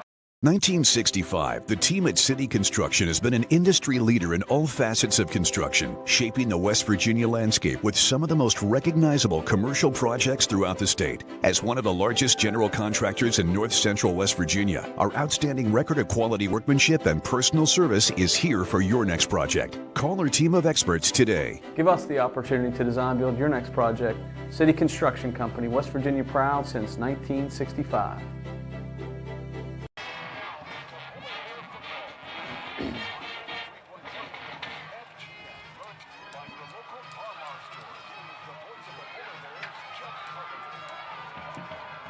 University keeps alive. 42 seconds to go in the game. The Hawks have the ball in Fairmont territory at the 41-yard line. 1st down and 10. 1 timeout left. The Polar Bears lead 27-23. Luke Hudson out of the shotgun. Empty backfield. He's back to pass. He's chased out of the pocket, running to the near side of the field. Launches one downfield, wide open receiver, and the ball is ruled incomplete. He trapped it inside the 10-yard line. Pass is incomplete. Well, just a little underthrown that time. If he throws it on target, it's a touchdown. Yeah, that was. Somehow the receiver was 10 yards behind the Polar Bear defenders. Yeah, we got to get that corrected in a hurry. It's incomplete, and it brings up a 2nd down and 10. Clock at 33 seconds to go. Hawks 1 timeout, have it at the Fairmont 41, trailing the Polar Bears 27-23. Luke Hudson in the shotgun, back to pass, running to the far side of the field. Lots of time, now getting pressure, hit, breaks free, now hit and goes down, and the Hawks will have to call their final timeout with 23 seconds to go. He's brought down at the 38-yard line. By number 55, that was Trevor Bigelow who got him. And timeout called. 23 seconds to go. The score, Fairmont 27, University 23 on Fun 93.1.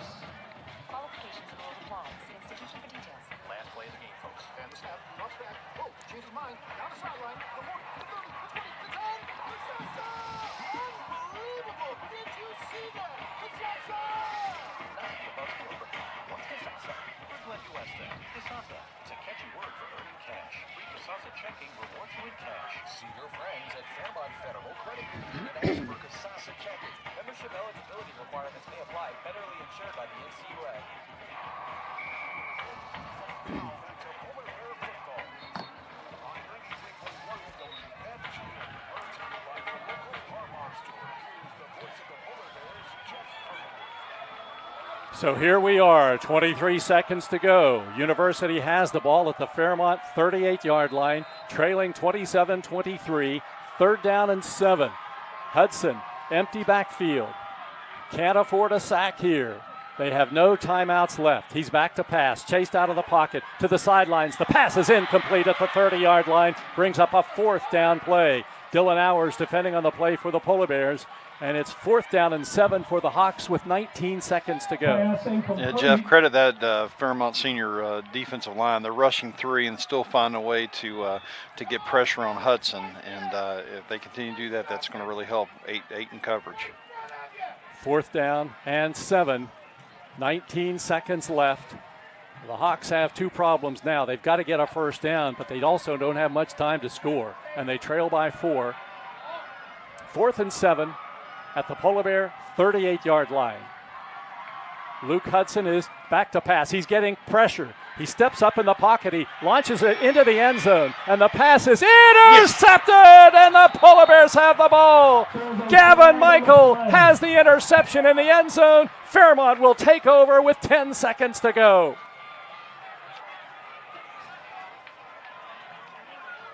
And there's a flag on the play. And they call interference on the Polar Bears. Pass interference to call against the defense.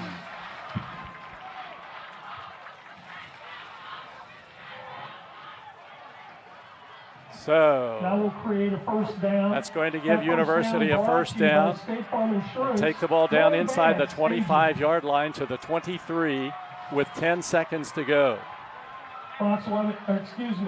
So the Hawks have life. A quarterback sack here ends the game, but a touchdown would give the Hawks the lead. And now timeout called by Fairmont Senior.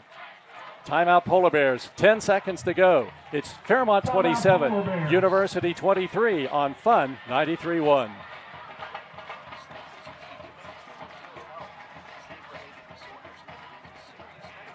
Just 30.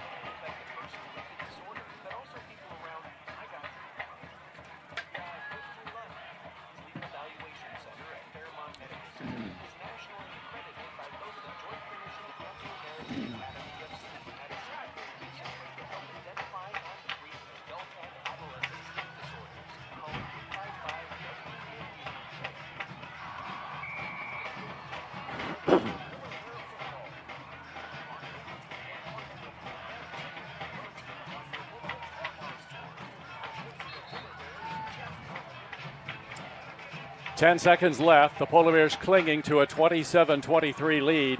The Hawks have the ball at the Fairmont 23 with no timeouts left. The Hawks send 3 receivers to the right. The Polar Bears in their prevent. Hudson is in the shotgun. 1st down 10. Hudson gets the snap. Sets up, lofting it into the end zone, and the pass is broken up. Incomplete. Almost caught after the Whitehair deflection. Brody could have caught it, but he couldn't hang on, and then the Hawks had Jackson diving for the ball, and I was afraid he was going to come up with it, but it's incomplete. 5 seconds to go. 2nd down and 10. Yeah, the last play, we gave them a little different look on the pass rush. We kind of overloaded one side. We're only bringing 3, but we overloaded side with Bracero and Bigelow. So trying to give them a little different look, even though we're bringing 3. We've got to get some pressure. This could be the final play of the game. Now another penalty called against the Polar Bears for pass interference, and that's going to take the ball down to the 11-yard line. Half the distance to the goal. Creates another 5 seconds to go, and the Hawks brought to you by Laurel Mountain Orthodontics. Down 27-23, have it at the 11-yard line. 1st and 10. Here's Hudson. Looking into the end zone. The pass is intercepted. The Polar Bears have it. It's intercepted, and the Polar Bears have the ball. Cannon Dinger gets the pass interception. Came out of the end zone and then slid. I was afraid he was going to slide in the end zone, but I guess really wouldn't have mattered at that point. The ball game is over, and the Polar Bears have done it. Fairmont Senior hangs on. The final score from University High School. Fairmont Senior 27, University 23. Wrap up coming up next on Fun 93.1.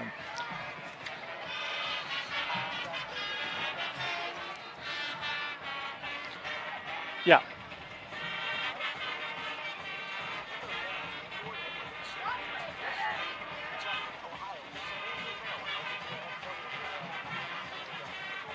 Okay, thank you.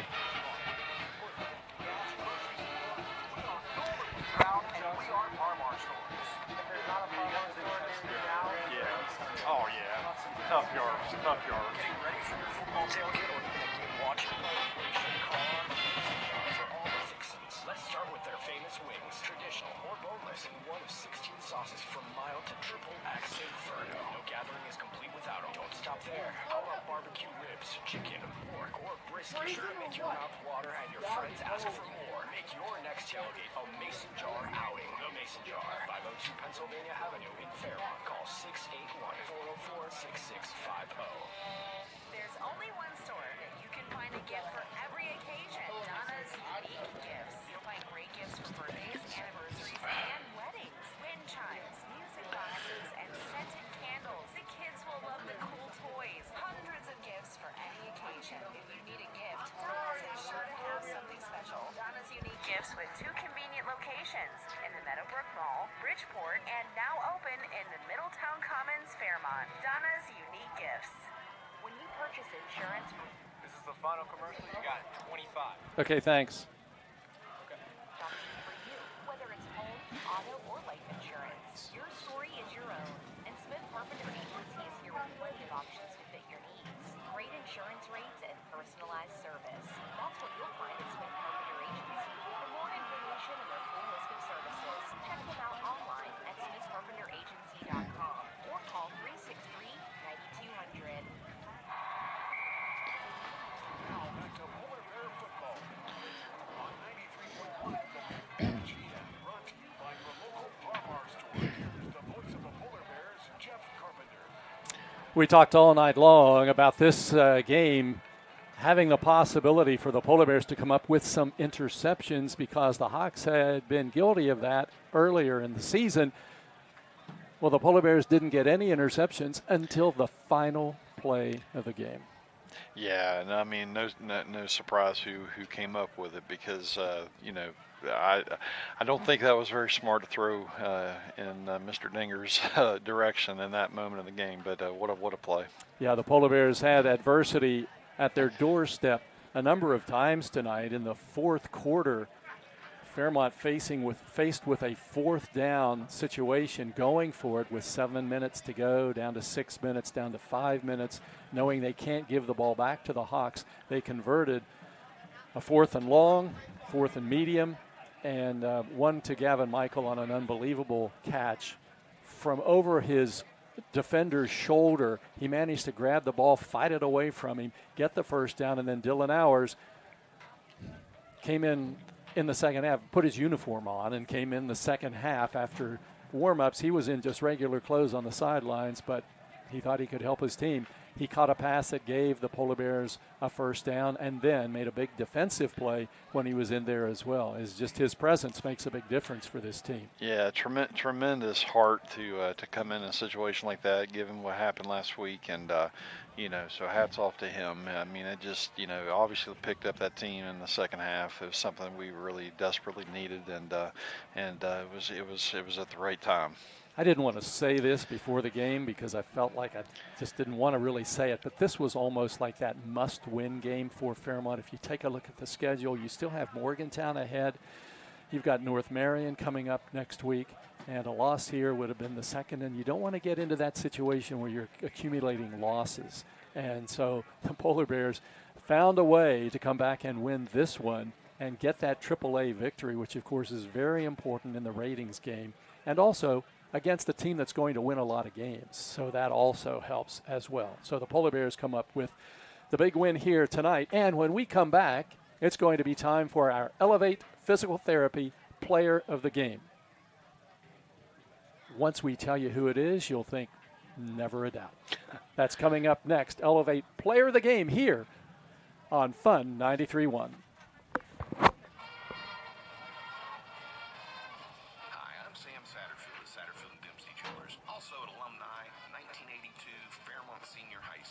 Hey, Luis. Okay, we have this We'll come back, announce the player. You'll play a spot, and then we'll come back, and then we're going to be done, okay? Okay, so you just want a 30 after this, too? Oh, we're done with our spots, right? Yeah. Yeah, okay. Yeah, let's just do 30 more and come back. Wait, so you just want to do 30 after this, too? I don't know what you're saying to me. Just run another spot after this, okay? Oh, okay. I got Stan Cammy on right now. Run one. Run one more. Okay. Today for a free quote, we're located in Whitehall behind the new First Exchange Bank. Come see us. Call us at 304-368-0800 or visit us on the web at stancamyon.com. How can we help you today? Are you looking for a pre-owned car, truck, or SUV? You don't need to look. Last one and then rejoin. Okay. Chrysler, Jeep, Ram, and Whitehall. There are over 60 models in stock, many of which start under $15,000. In addition, there are over 20 certified vehicles from manufacturers. We're currently offering a $3,000 minimum trade allowance on your next vehicle at Urs Dodge Chrysler Jeep in Whitehall. Take a test drive at Urs's new pre-owned building today. Urs Dodge Chrysler Jeep Ram in Whitehall, the name you can trust. It's time for the Elevate Physical Therapy Player of the Game. Elevate Physical Therapy. When you need physical therapy of any kind, think of Tim Turner at Elevate Physical Therapy in Whitehall. We'll get you back in the game. We're back at University High School where the Polar Bears have pulled off the victory over the University Hawks, and it's time now for the Elevate Physical Therapy Player of the Game. He's never carried the ball 16 times in a game before, but he did tonight, and his last carry is the one that gave the Polar Bears the lead, 27-23. Damani Johnson, who had a lot on his shoulders tonight with Dylan Hours not able to run the ball, and really we didn't even think would be able to play, but Johnson finished the night with 16 carries, 89 yards, and also caught 6 passes for the Polar Bears, and he scored 2 Fairmont senior touchdowns. So congratulations to junior Damani Johnson. He is our Elevate Physical Therapy Player of the Game. We'll have the final wrap-up coming up next here on Fun 93.1. So you just want one commercial here and then back? I don't care. Whatever you need to do. It doesn't matter. I mean, you can, whatever. I mean, I'm ready to go, but you can play, if you need to play a couple, go ahead. It's fine. We are way over okay. the amount of commercials we need. Okay. I'll rejoin after this. We rejoin. Visit us at elevateptwv.com or call us at 304-534-8122. Elevate Physical Therapy. We'll get you back in the game. Now back to Polar Bear football on 93.1 WSGM, brought to you by your local Parmar store. Here's the voice of the Polar Bears, Jeff Carpenter. The Polar Bears hang on for an impressive 27-23 win over University tonight. There's no way anybody in America could read this stat sheet of mine. When the game gets exciting, my writing gets almost impossible to read. Only I have the eyes to read it, and actually my eyes sometimes get confused by what I have here. But this game, I mean, it was just full of all kinds of craziness, and the end of it kind of typified it because just when you think the Polar Bears had stopped them, there was pass interference. And we ended up with University down at the 11-yard line with one last shot, 5.9 to go. A touchdown wins it, and if the Polar Bears stop them, Fairmont wins it. And sure enough, Cannon Dinger gets the interception, and the Polar Bears come away with the victory. And let's check the final stats in this game tonight. For University, they had 17